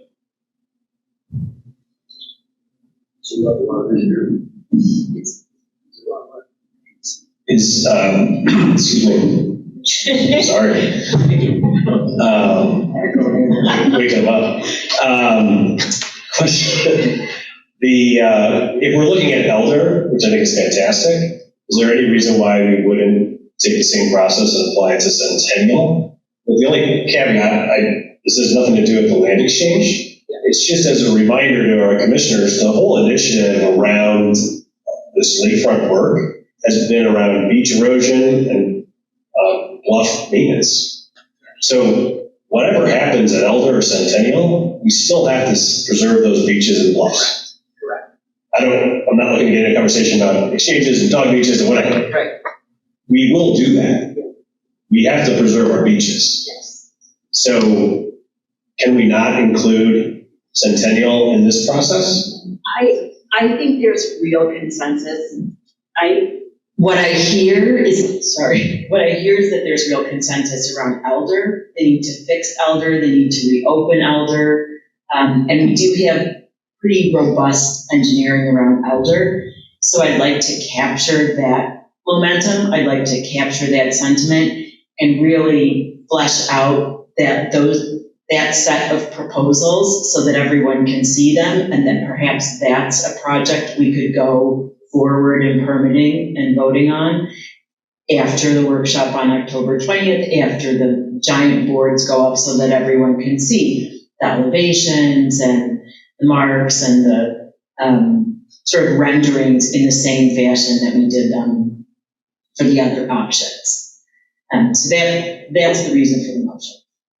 I think eventually, my hope is we will also get there with Centennial, but this specific motion is for Elder because I do think we have some consensus on Elder needing to be fixed and on what can happen at Elder, and I'd like to be able to show it. And there's a valid chance we never have a land exchange. We on Centennial, but we still have to go back out and put a breakwater out there just to keep the beach. Fair enough. So why wouldn't we explore that in conjunction? There have been a lot of comments about 12.6 million bucks. We don't have 12.6 million bucks. If I see another email with 12.6 million bucks, I'm gonna lose my freaking mind. We don't have $12.6 million. We have a lot less than 12.6. By my estimation, as a board member, not the superintendent of finance, we got about $8.5 million bucks, but I don't know, could be less. Depending, I don't know how this year's gonna work out. So I think to put forth Centennial right now, not having the money, we couldn't even budget it for next year because we don't have the money. So I think we should prove to the community that we don't suck. I think they think we suck, and we don't suck. I'm being very honest, we don't suck. The Park District runs an unbelievable business. Great tennis, great ice, great paddle.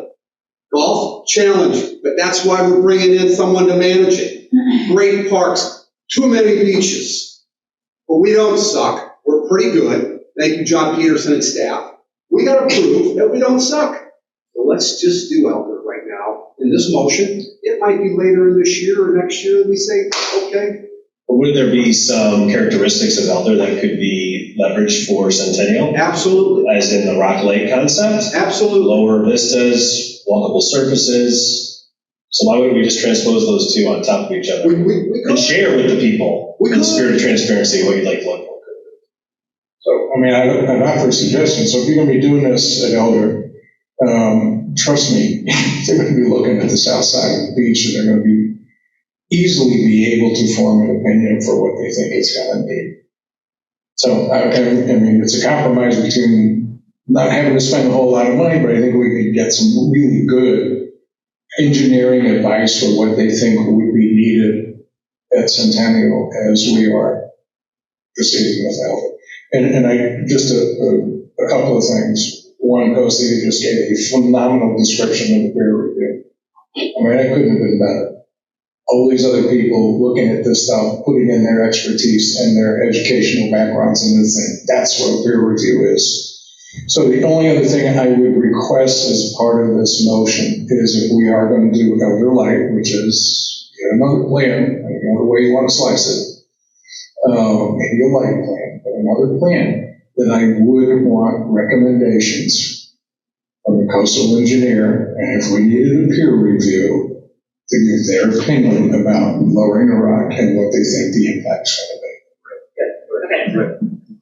Okay, I haven't wanted to say this, but I'm going to. I want to see a CV from our current coastal expert that indicates that that concern has a licensed professional engineer on staff. I don't mean to be a toot about this, but I think it is very important. And what we're dealing with here, particularly with the stormwater pipe, to me, it is critical.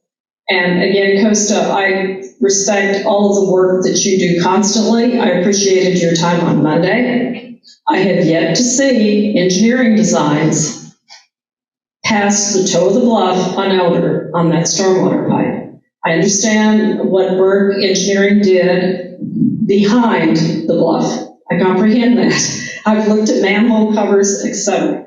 Understand that. This is why, I will be tedious. I know Mr. Leslie is shaking his neck here now. Tedious, stretching. Sorry. About this issue because it impacts far more than the redesign of a beach.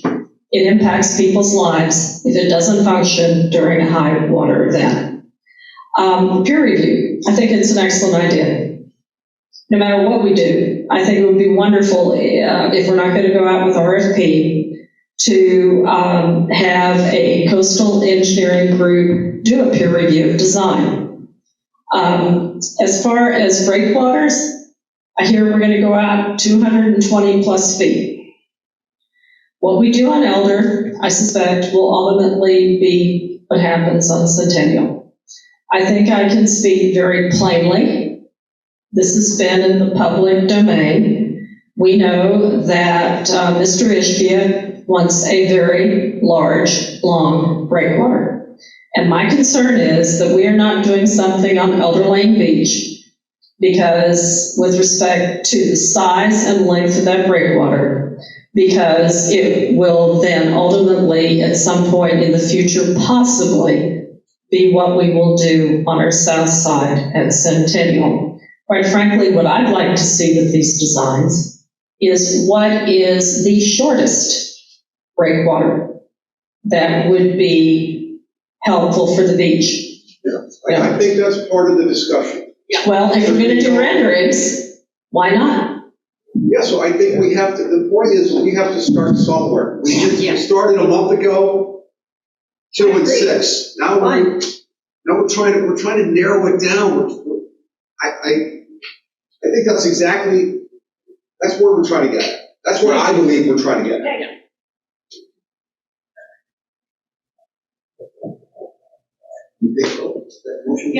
I think we're going to take a roll call vote now, Libby. Commissioner Shambo. I think yes. Just renderings for Elder. Do you want me to restate the motion? Okay. Go ahead. Costa.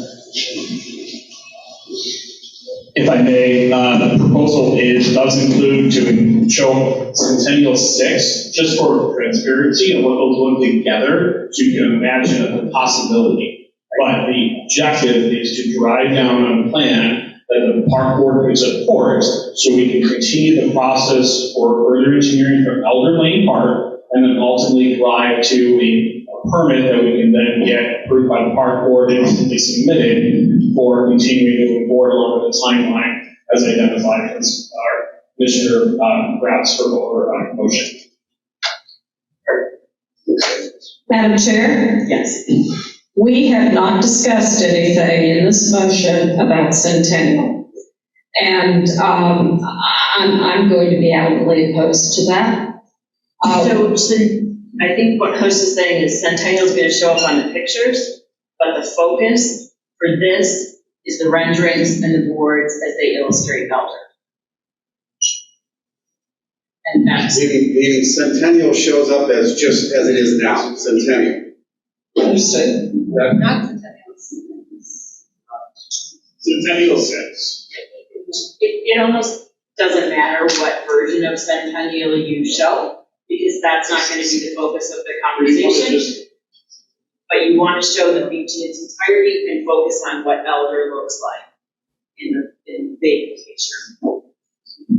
Is that clear? Is it possible to show some examples with Centennial as it is right now? I just think, what I don't want to happen is that, we've had the master plan, we've seen thousands of pictures of two giant arms, and I am very concerned that we need more flexible thinking, and that I don't want people to be like, but you've seen this plan, and then suddenly there's a cram down of this plan. We are not exploring that. At this point, we will not be asking for public input specifically on Centennial 6, and it will be, but you've seen the plan 1,000 times, No, and we're not. Let's be crystal clear. You can draw a picture of it for illustration purposes, but the focus for this will be elder. We will be seeking input on elder. We will be fleshing out elevations for elder. We'll be looking at depth, width, length, height of rock, potential flattening of the rock for a future something. That's the focus. If Centennial is there on the pictures, it's just for perspective. Madam Chair, I heard our staff members say Centennial 6. And I guess what I would like to see are some renderings that show Centennial as it currently is. With all due respect, Commissioner Lesson, the bluff on Centennial, if you've been there, it's in great shape. It is really just fine. So the immediacy, in my opinion, for Centennial is much, much less than elder that has obvious needs for repair. Thank you. Is that hard to do? We can render and show, basically it's L apart. So we can show the low to medium to high or elder as far as what we're talking about to reduce down to. Yeah. And then for Centennial, 1 through 6 have already been rendered. So we can show exactly what that is, but for transparency purposes, we'd like to show those what they look like together.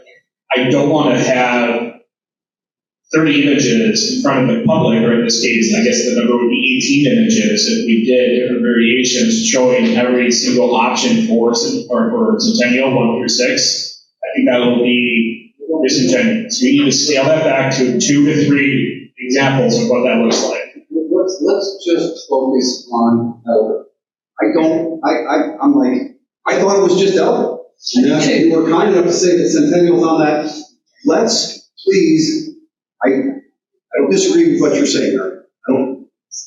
We have to prove we don't suck. We have to focus only on elder for this motion.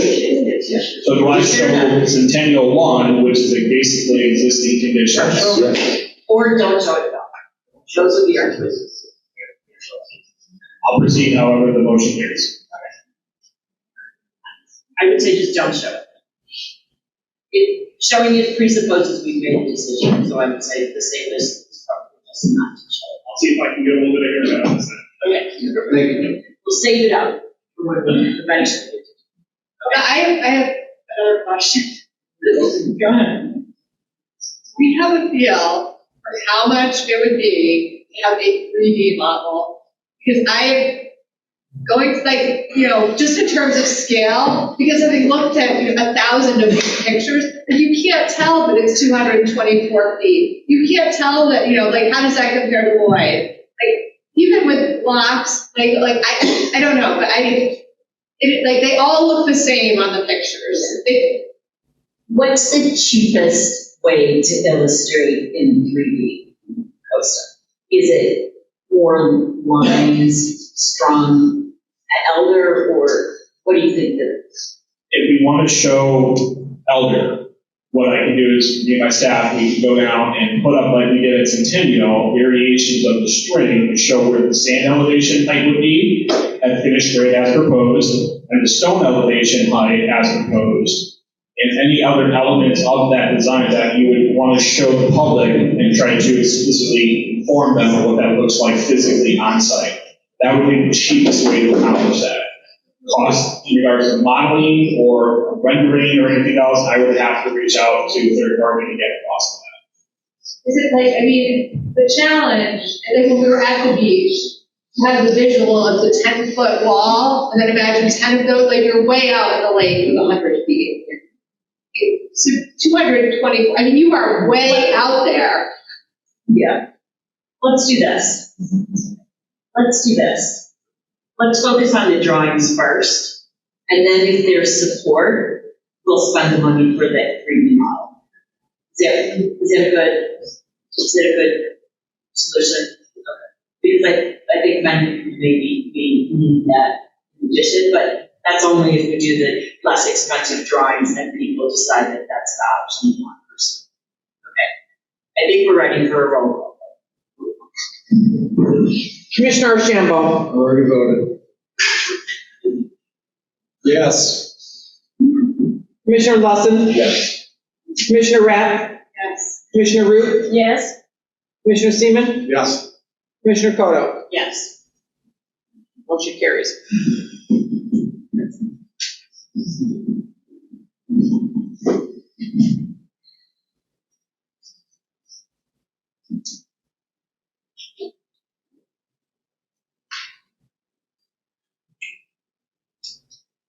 The second motion that I wanted to make specifically with regard to just Elder is that we have a step to take, which is to resubmit the Metropolitan Water Reclamation District and the Illinois Environmental Protection Agency permits that we are submitting on behalf of the village to start the process to move the pipe.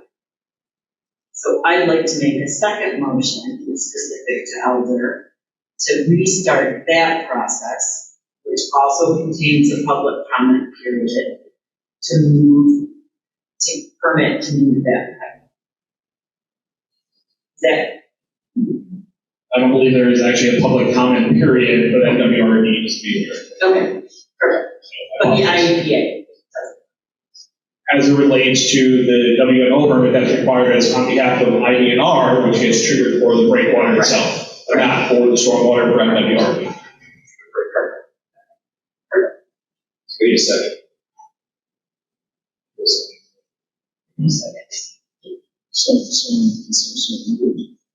So moved. Any discussion on this? And Kosa, I'm going to defer to your expertise because I think that you know the steps of this process and you know that it is the village's process that we are assisting the village. That is correct. As stated before, this stormwater pipe is a village stormwater pipe.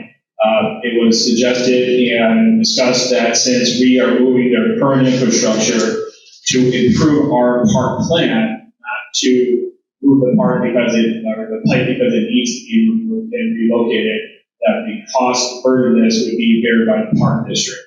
So we have completed the designs, we've had completed the reviews for that. Like I stated, I will send out the modeling this evening after the meeting to all board members so they can review that.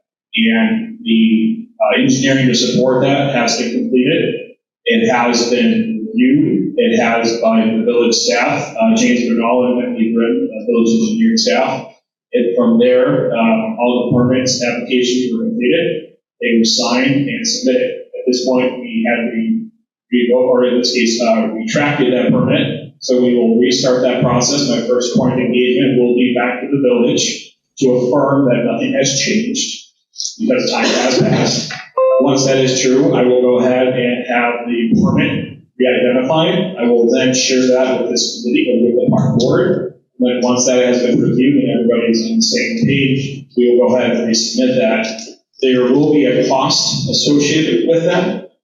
Is that something that you would like me to get the proposal on and have approved prior to? The design firm for that, or the engineering firm, I should say, is going to be Christopher Burke Engineering. What's your ballpark estimate?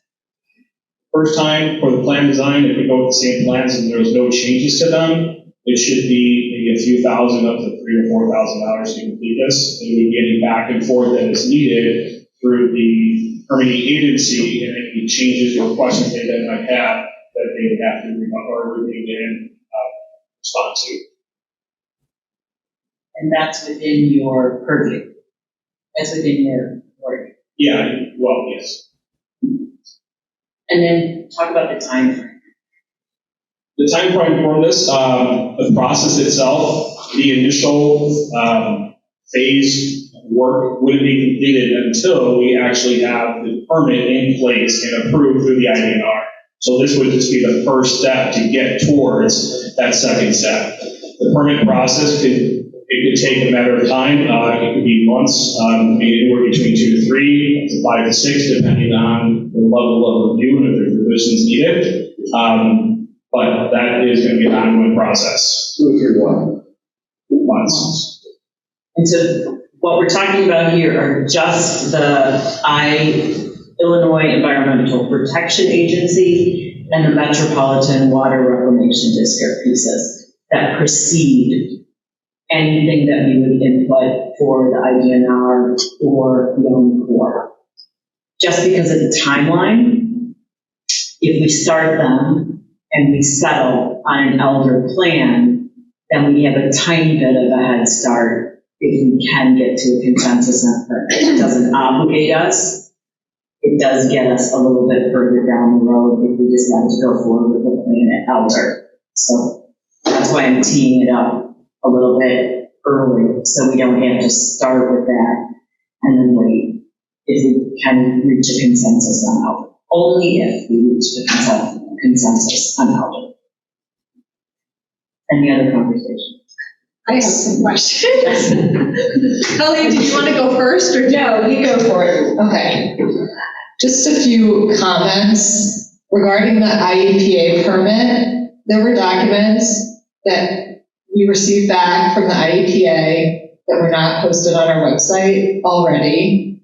I know that after bringing them to people's attention, they will be posted on the website, but I'm concerned about restarting it before people have had a chance to review those documents, number one. Number two, my understanding was that the IEPA permit hinges on the Army Corps permit being filed.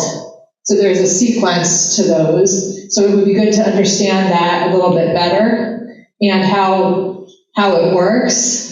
Number three, for the IEPA permit, I did notice in those documents that Elder was in a special category as one of the, in the contaminated beach zones. So is there new testing that's required for that? So a few questions on the IEPA, permitting process, and then once you answer those, I have a couple on the stormwater permit. Sure. So the water quality 401 permit for the IEPA that's required for this project actually is triggered by the IDNR and Army Corps process. So we would actually be submitting to the MWRD for the discharge. Once the as I know it, and I'm pretty sure I'm not getting this confused, I apologize, an MWRD process for the submittal of that permit, once that's completed and they make their initial review, then they kick it off to the next neighboring agency, in this case the IEPA, to make sure it meets all the requirements that they state. So you'll have it on the front for the water 401 as it relates to the breakwater, and then you'll have that second piece after the initial MWRD review as well. That triggers their own internal process. I'm going to make one comment. We're the board. We're not staff. The board, I'm guilty of it too. The board is asking questions that are not board level questions. I'm sorry. We have a park district director. We have staff. That is not our job. I'm sorry, I love you, but that is not our job to go into the details of the engineering around stormwater. I don't believe, one board member, I don't believe we're supposed to go into that. That is what staff is to do.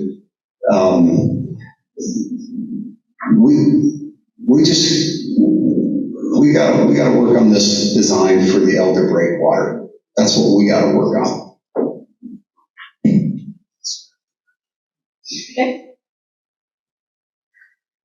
Rebuttal? I am happy to have staff do the work. I respect staff very much. Mr. Catoulis is amazing. He works incredibly hard. My concern is we have kind of an intergovernmental situation here with this relocation of the pipe.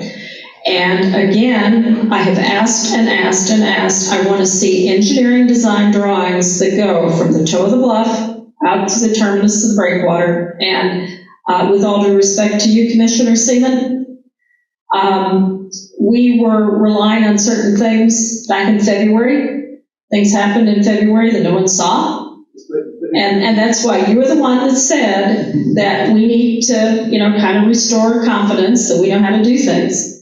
And so I'm being very anal about this, but we're talking about stormwater. And when it comes to stormwater, I have the opportunity as a commissioner to request to see these things, and I want to see it. And also, I want to better understand where the village is on this and where we are on this, and the fact that the village has final sign-off on anything we do. Mr. Catoulis, that is a question. That is correct, and that is them signing off to submit the permit, because the permit is in the village's state. It's not a park district permit, it's a Village of Winnetka stormwater permit for MWRD, and James Bernal did sign off on it, and I could not move forward without their signature. So we're relying on his past signature and sign-off? He signed off on it, so we can submit to continue on. We've had numerous meetings on that front, and once again, with Christopher Burke Engineering, Thomas Burke, and David Buckley from their department, we have reviewed that, along with the stormwater for civil as well, for the space grid. Staff is doing their job. Staff is doing their job. He's busy because he does his job. We cannot question everything that Costa Catoulis does. We can't. It's bureaucratic. It's bureaucratic. I don't want to be part of a bureaucratic experience. We have to, if you have an issue with staff, you have to address it with Executive Director Peterson. We cannot tie up on storm water engineering. We cannot, Colleen, we cannot do that. We have to work on a design for Eldon. That's what we're going to work on. And yes, we're going to get engineering, we're going to get peer review, and we're going to prove that we don't suck. But one of the reasons they think we suck is because of this right here, that they think we suck. And you know what? We don't. This debate is not necessary. I would say we made a motion, it's second, it's discussion, let's move it to a vote right now. So we can actually get something done at Elder.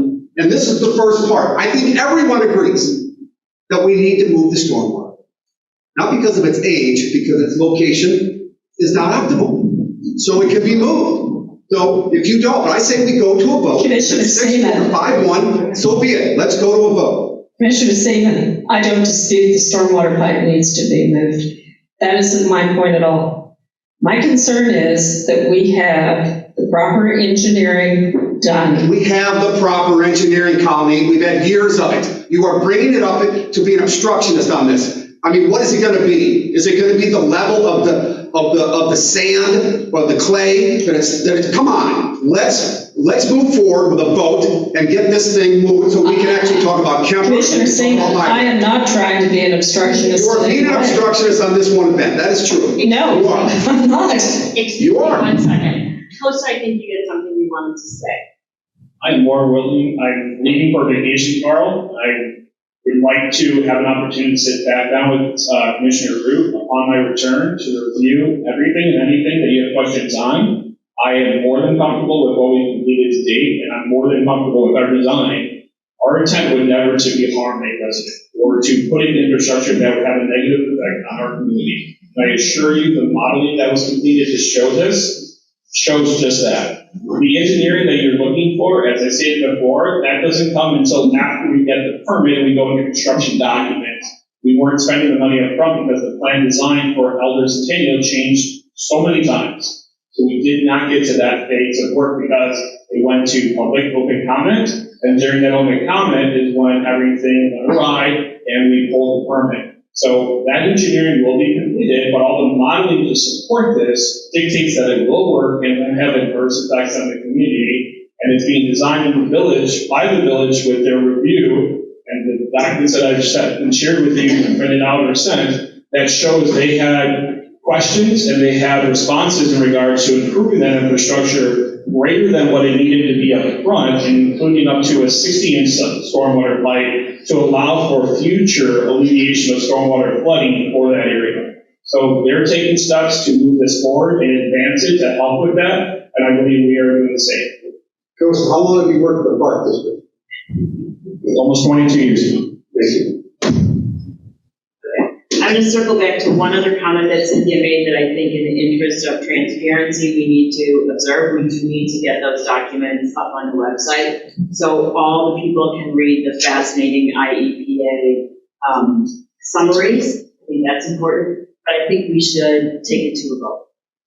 If you could Refresh. repeat for the motion, No it problem. was I move, yeah, that's fine. I move that we proceed with 2 permits specific to Elder, the Metropolitan Water Reclamation District permit and the Illinois Environmental Protection Agency permit, with a view to getting ourselves into a timeline should we be able to settle on a consensus view for Elder.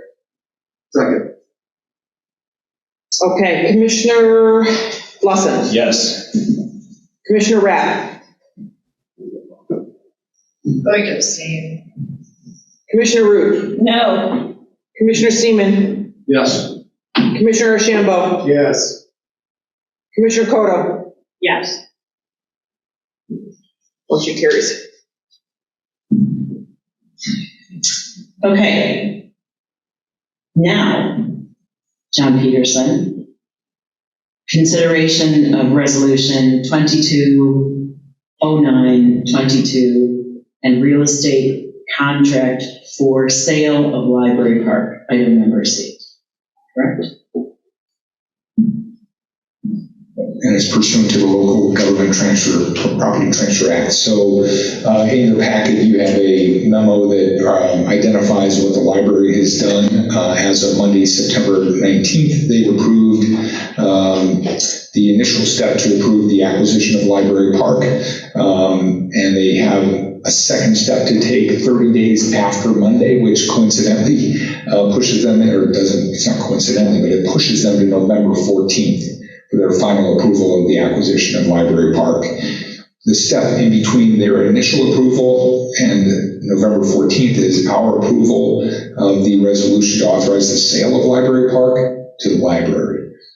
So following the board's review, the inspection and due diligence period will begin and other steps will take place so that ultimately we can get to the position where the library acquires Library Park.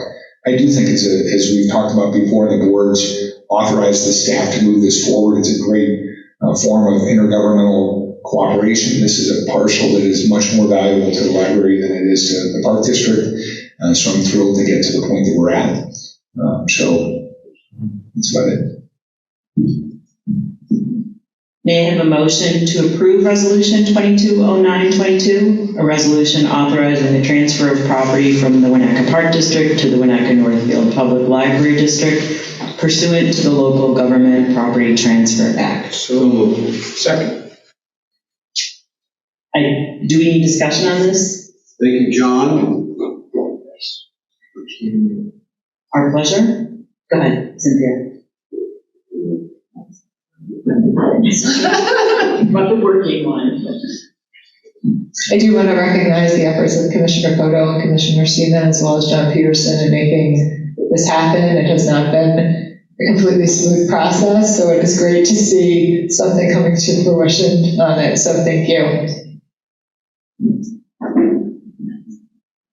We're ready to go to a roll call. Commissioner Rapp, Yes. Commissioner Root, Yes. Commissioner Seaman, Yes. Commissioner Ashambo, Yes. Commissioner Lawson, Yes. Commissioner Koto, Yes. motion carries.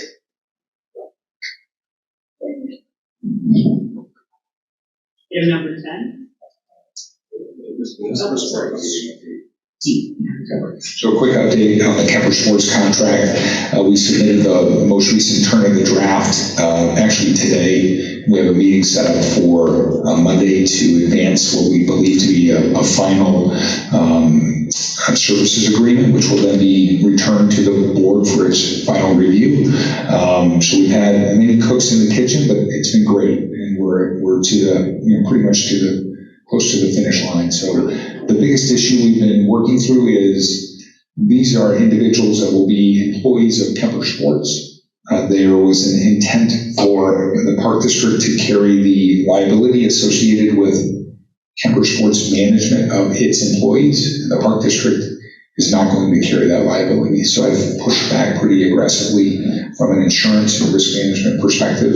And so I think we have a solution that Kemper Sports is in support of, but we'll find out for sure on Monday.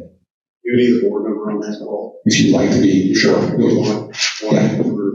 I can be Full support.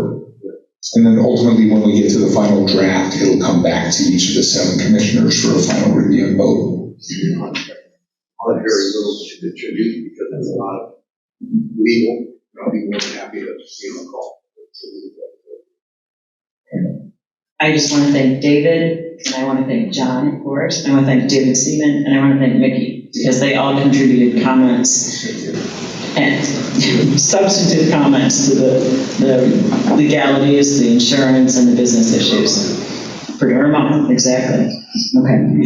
Now Can I add one comment? Of course. There was a public comment inferring something to the effect, I don't have the individual's name here, so I apologize. But the informant was that we don't know how to run the golf course. And that couldn't be further from the truth. I think the existing staff has done an outstanding job running to the best of their abilities. But the opportunity here is we're renovating a golf course, and to have an experienced provider step in and help us make it a world-class, or the best it can be, golf facility is important to us. So our engagement with Kemper is to enhance the experience for the users of the Park District and continue to make it what we think it has potential of becoming.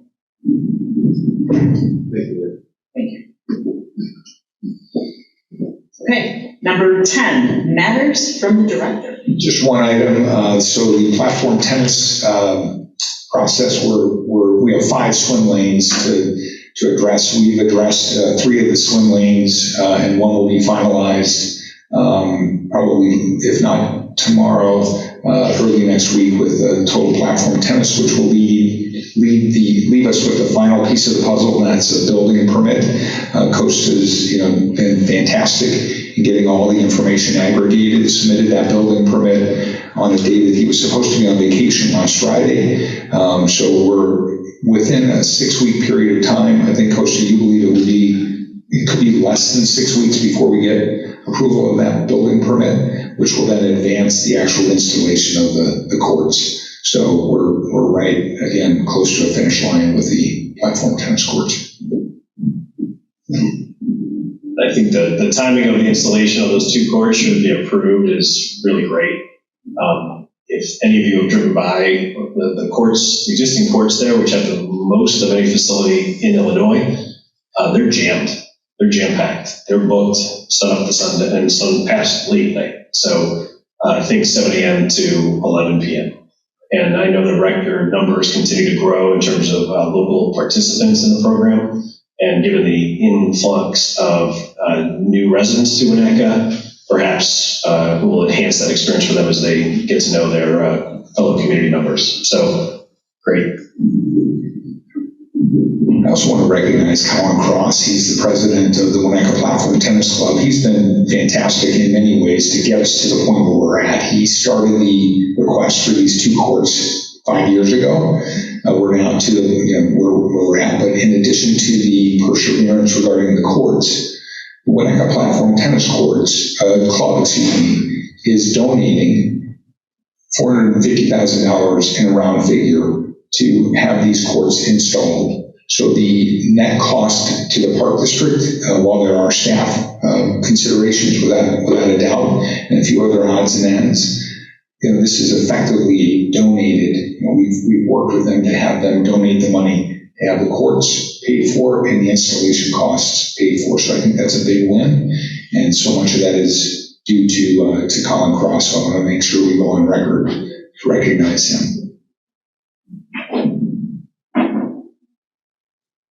Well done, well done.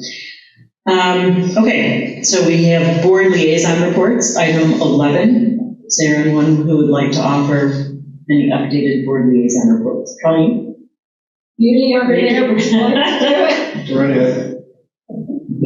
Well, the Dog Beach Advisory Committee reconvened. Our last meeting had been on April 20th.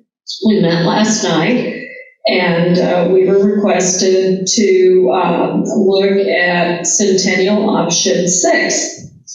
The consensus of the committee was the idea of having a dog park at the southern border of Centennial Park was something they weren't opposed to. But the theory that park would then be south of the breakwater was something that was universally not appealing to the committee. Centennial Option 5, where the breakwater was on the southern border, did appeal to the committee, and the reasoning being was it just seemed that way you would have so much more flexibility with your beach. And then out of the committee, there were 2 or 3 members of the committee that said that they really wanted to better understand the need for the size of a breakwater, which I thought was interesting, that they wanted more technical information, and I think that's helpful as we are considering our October 20th workshop. That said, we had a brief discussion about the Village Beach Tower. The consensus of the group was, if we're now back at Centennial, that perhaps we would table any further look at tower at this point. Mickey, anything else to add? No, we got it. Okay, thank you. Any other liaison reports? Okay, great. We have come to our second session of remarks from visitors. So if raise your hand, please, if you'd like to come forward. Can I just ask for a point of clarification on a statement of Commissioner Cota that you made about an upcoming workshop on October 20th? Yes. Are all of the plans going to be presented at that workshop, or are you only anticipating presenting the one that you referred to tonight as Elder to Light? So, and we've tentatively discussed an October 20th workshop amongst board members. We haven't yet confirmed that date, but at that date, it would be my hope, and it was the basis of the motion, to really nail down the elder piece. And the elder piece is part of Chuck Dowding's, part of John Root's, and part of our elder too, which we think represents a pretty good consensus. I understand that is the board's consensus or view. However, I think it would give the community a much better sense of evaluating your proposal if you were to present Mr. Dowding's proposal at the same time. Because it is some of the same elements, but there are some that certainly are different, and the cost is still significantly less. And I think to discount plans that have been proposed by the member of the community are really doing a disservice to the people you are asking to interact with you on this. So I ask you to consider incorporating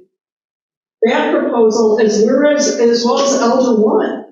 I mean, but to just limit it to Elder 2, if you're narrowing your focus just to talk about Elder, which I commend you for doing, because it is by far one of the most overwhelming needs in this community, to restrict any community input to just reacting to one is sort of defeating the whole purpose of having a workshop. I think it may be inaccurate to say that Chuck Dowdy's plan is less expensive.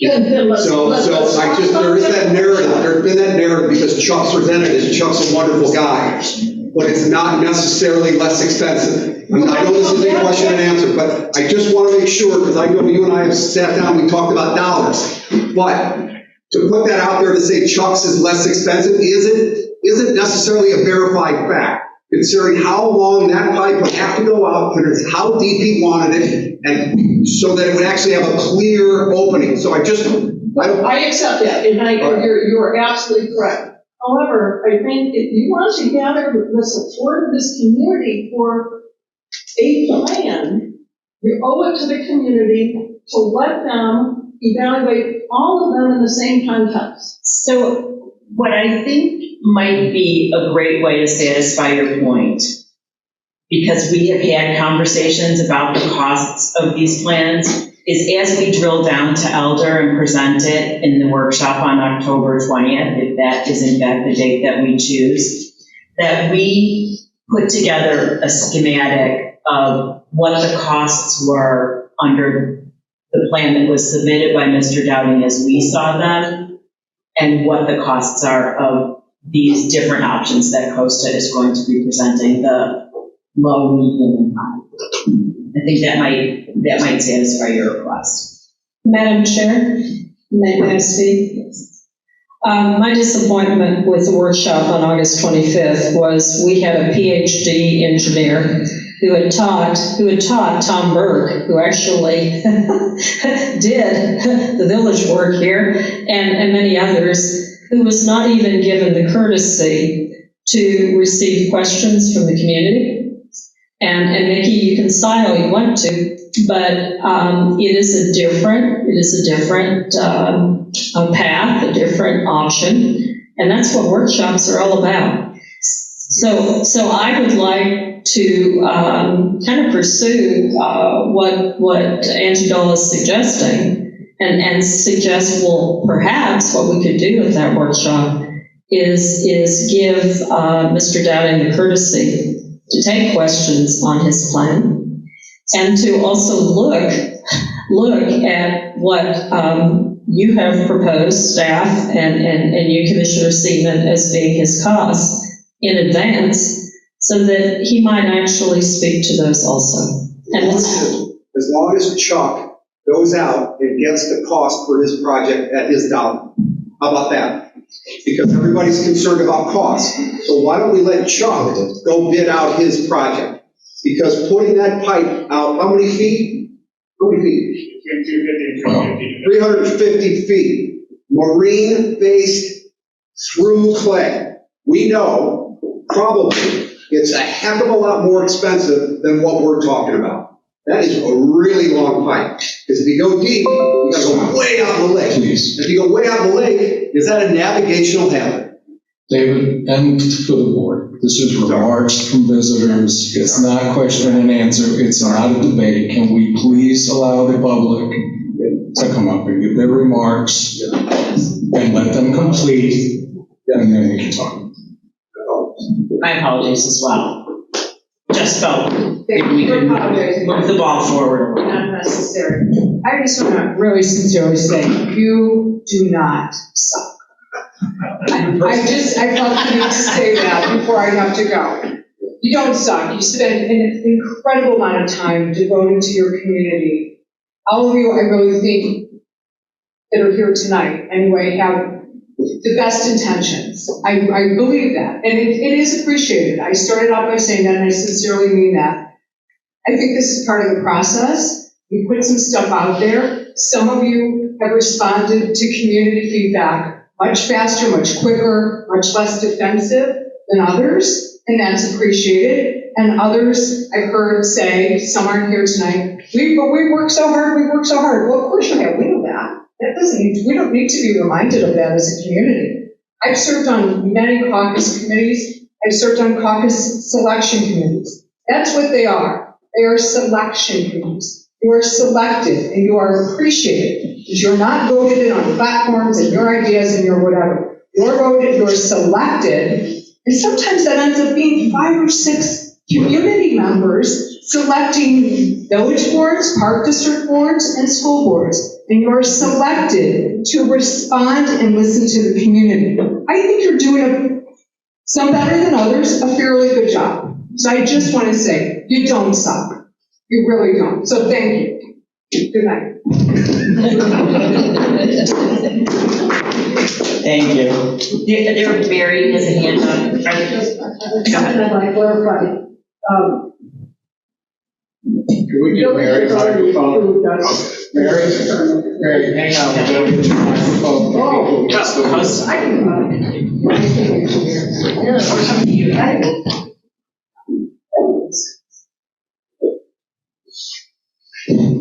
Okay, I want to make sure, the village has already approved this permit that you need to go for. But the park district is going to have to pay for the moving of the pipe because we're doing this renovation. But the village has an easement on park district property, right? So I guess we have to go along with that. But I just want to remind you all too, that when Mr. Ishia asked for an easement, we're going to have these same kind of concerns that are happening. And what's the park district going to do with that? I'm just throwing out that word easement because I've heard that many times. The other thing that I was, when you said 220 feet out, is that from the bluff, from the wall out? So you're going to have this plan covers the sand, right? That you're referring to, Costa? It's not Q&A, I apologize. You're not going to answer me? Who do you want me to ask? Come to the workshop, Mary. I won't be in town, so Mary, you'll be lucky. feel free to give me a call. Okay, 220 feet, I just didn't know how that number came about. Is that where the arm came around at that juncture, 220 feet? Answer me. Who can answer? Yes. The director, can you answer? Thank you. Is that where that happened at 220 feet, but did that start at the bluff? Starts at the steel, goes out 220 feet, and that's the parallel line to the bluff of where it would turn. So offshore, 220 feet, going 120 feet south. Okay, and it appears that the stone is the only thing that we're going to look at unless we happen to ask Mr. Dowden to present his plan. But he has to get costs, and I don't know how, we can count on his costs. It seems to me that's a park district thing. That's all I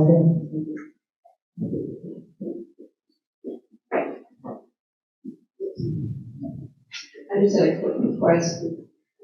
You're on. Okay.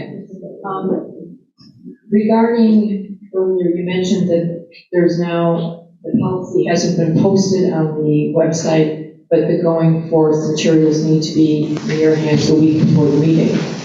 Since no one knew that in this prior meeting, I think, is it too much to ask that you would forward electronically, these weren't handed into you, all of the things you're proposing that now don't have to go till October? It seems to me like it's a bit of a head fake that you're applying a rule now that no one knew of before, and I don't think those people should be denied the opportunity for their input to be part of the narrative right now. Just a request.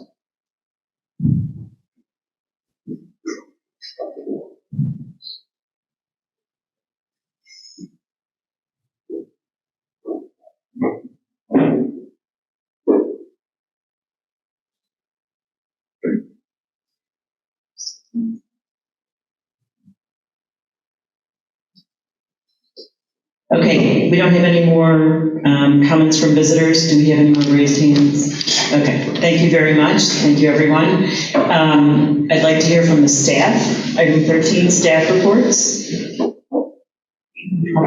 Mr. Bird.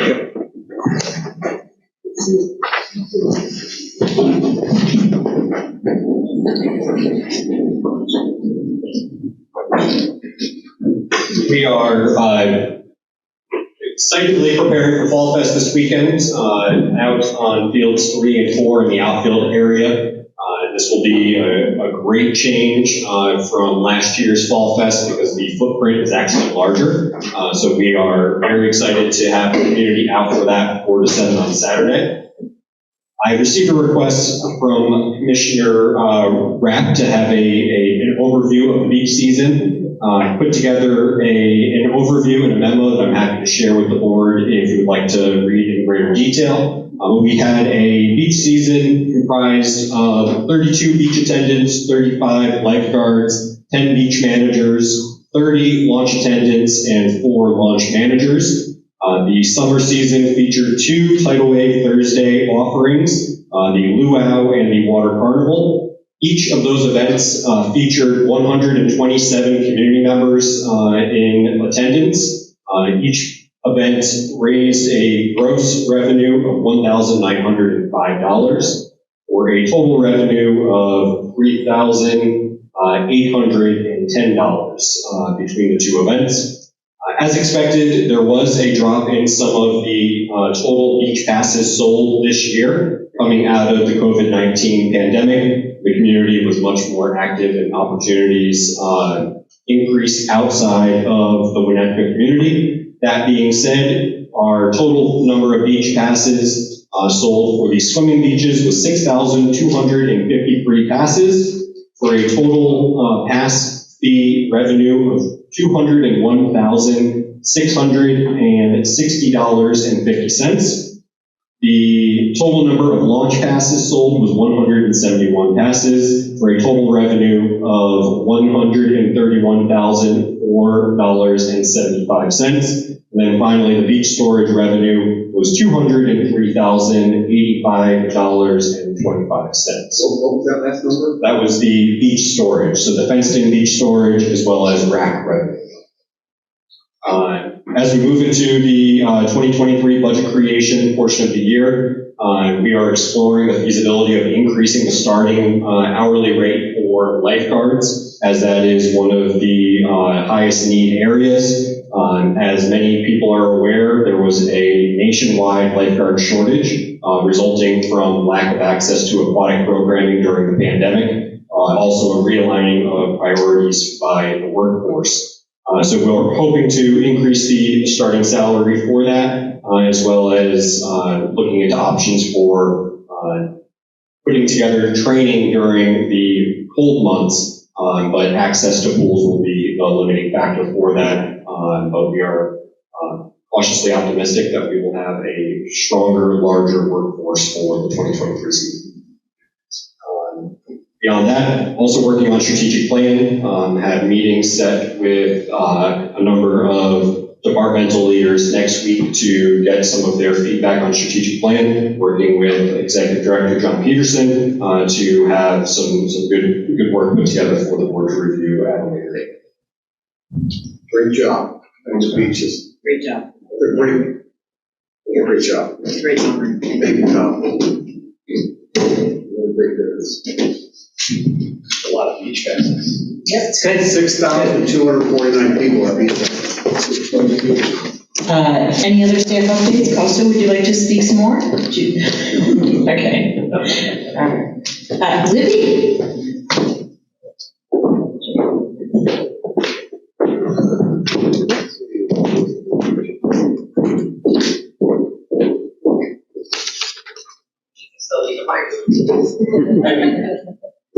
I just wanted to report.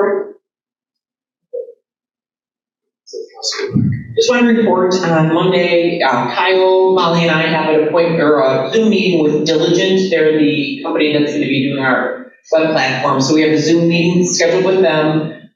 Kyle, Molly, and I have been gathering some information for them to get started. They're going to be developing our platform, putting together the framework of everything. So at some point, we will be coming to the commissioners to get some information, but we're giving them all of our information to get started. So hopefully by next meeting, we'll have more of an update for you. That's all. Thank you. Oh, one other thing. We are exploring purchasing some equipment. Molly has done some research on video cameras, so we're trying to get some things in place before the end of the year. And then we also will be exploring opportunities to hire a videographer to go along with the new camera that we're ordering. So some of that will be some improvements for everybody. I personally fully support anything that will make your workload easier in terms of minutes and speedier in terms of posting to shift that burden away from you personally. You are an incredibly important person, an incredibly important team, and I know that the last 5 months has been hopeless for all of you. You will see, I think, it was in the voucher list for this week, the initial payment, or not initial, the only payment for diligent, but you will be seeing then the other costs, so. Thank you.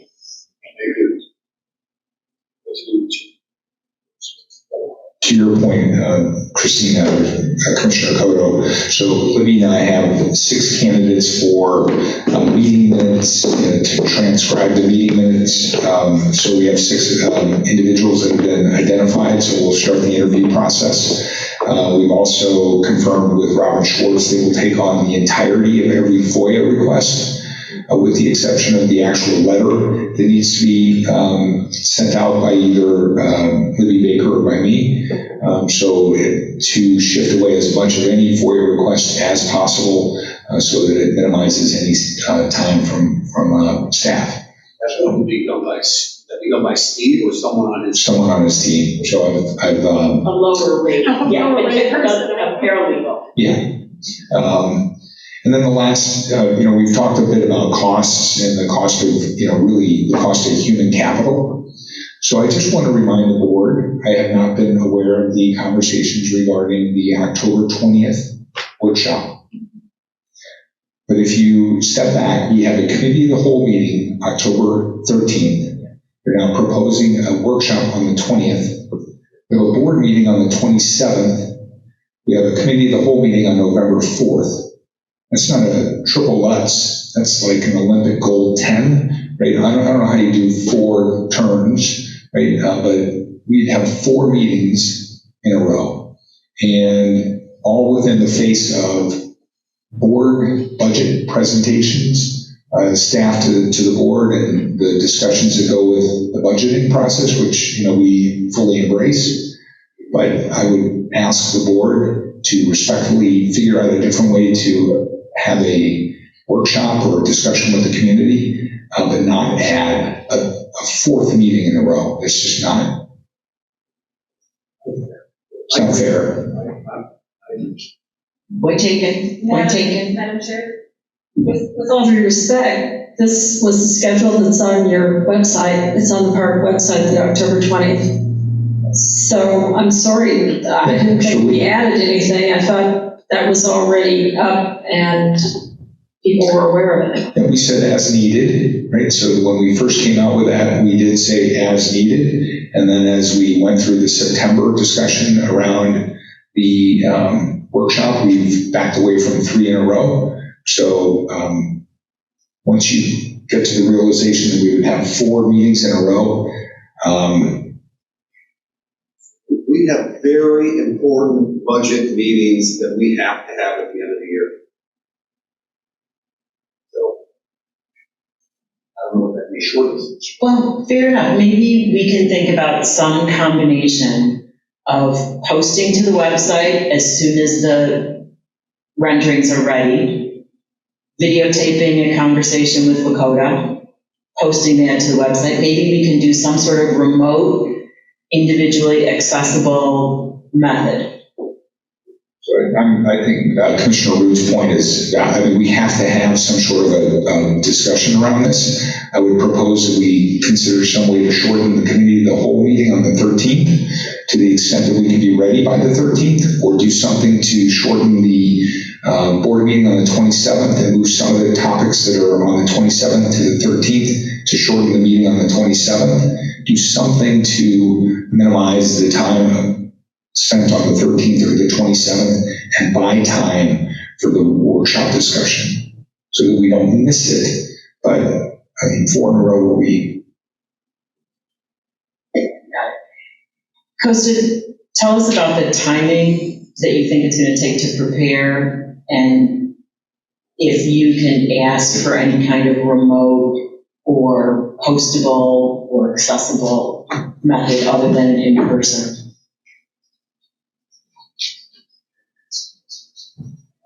Or can the consultants present the plans? Yeah, to limit the staff. Yeah, we'll take a look at that and understand. We'll take a look at that and identify what we need to. Whatever the board decides to move forward ultimately, that would support it and take on whatever we need to do to get that done. Just let us know how you want to handle that. When the renderings are available, we'll get them up, as soon as they are. I would suggest that we distribute them to the park board first, to make sure that the park board is comfortable before releasing that to the public, and then in turn, maybe over the weekend, the following Monday, we can release them to the public. But however the board decides to move forward, we'll be happy to support. Yeah, let's just try and make it as accessible and maybe 100% remote, and then in remarks from visitors, take some commentary. I mean, I'm just thinking outside the box, nothing is set in stone, but. Madam Chair, we already have a citizen who's lawyered up and is threatening litigation. We still have recurring comments from people after people, saying that they want the opportunity for a workshop. I think it would be ill-advised for us not to have a workshop now and try to do something remotely. I have great respect for the budgetary process. Quite frankly, I can't see what our great speed is now, because knowing nothing, but I'm going to throw something out there. I think we're too late for the 2023 season right now. I may be wrong. Pastor, that's a question. I'm going to refuse to answer that at this point in time, just because I don't have all the facts. So. Understood. I appreciate that. Sure. I guess my question is, why don't we postpone the workshop till January? Well, I think we have the focus of the community. I think we have people's attention. I think if we squander that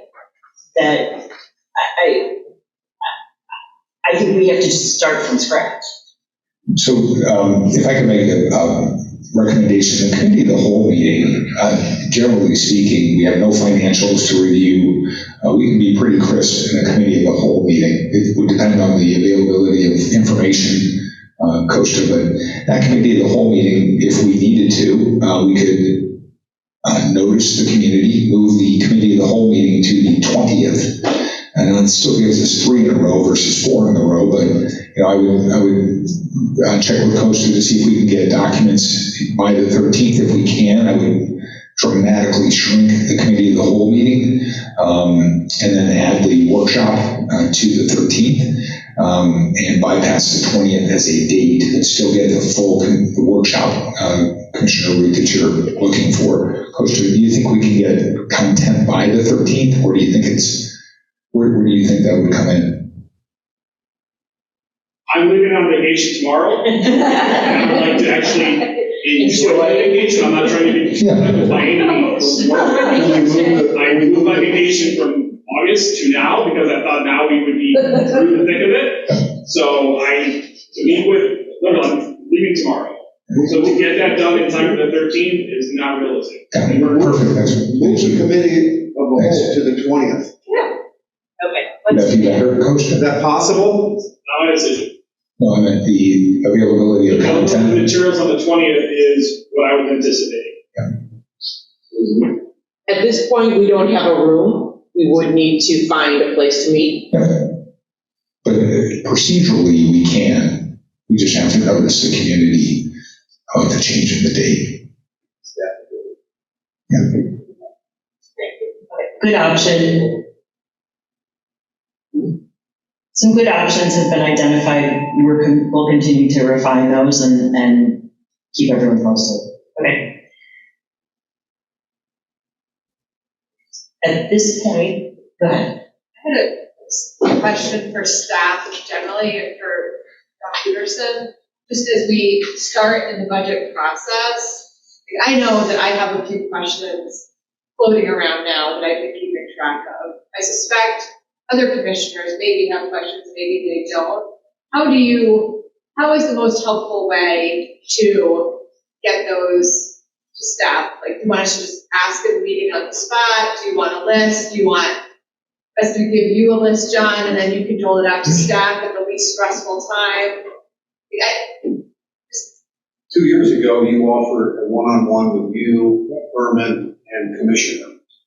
Obviously, you can do 2 commissioners at a time, but I think it's best to hear the budget first, and then that might answer some of your questions. And then after that, you probably shoot in a few questions, get an email to Jim and John, but again, it's up to you. Okay, no, I just wanted to know so that I,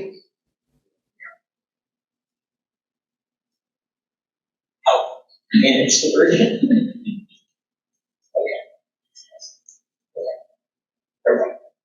Anyone else? I was, Molly? Yeah, she waved me. May I have a motion to enter into closed session pursuant to section 2C15-611 of the Open Meetings Act? Any discussion? Okay. What, we need a roll call. Sorry, let me roll call for the closed. Commissioner Root? Yes. Commissioner Seaman? Yes. Commissioner Archambault? Yes. Commissioner Lawson? Yes. Commissioner Rapp? yes. Commissioner Kodo? Yes.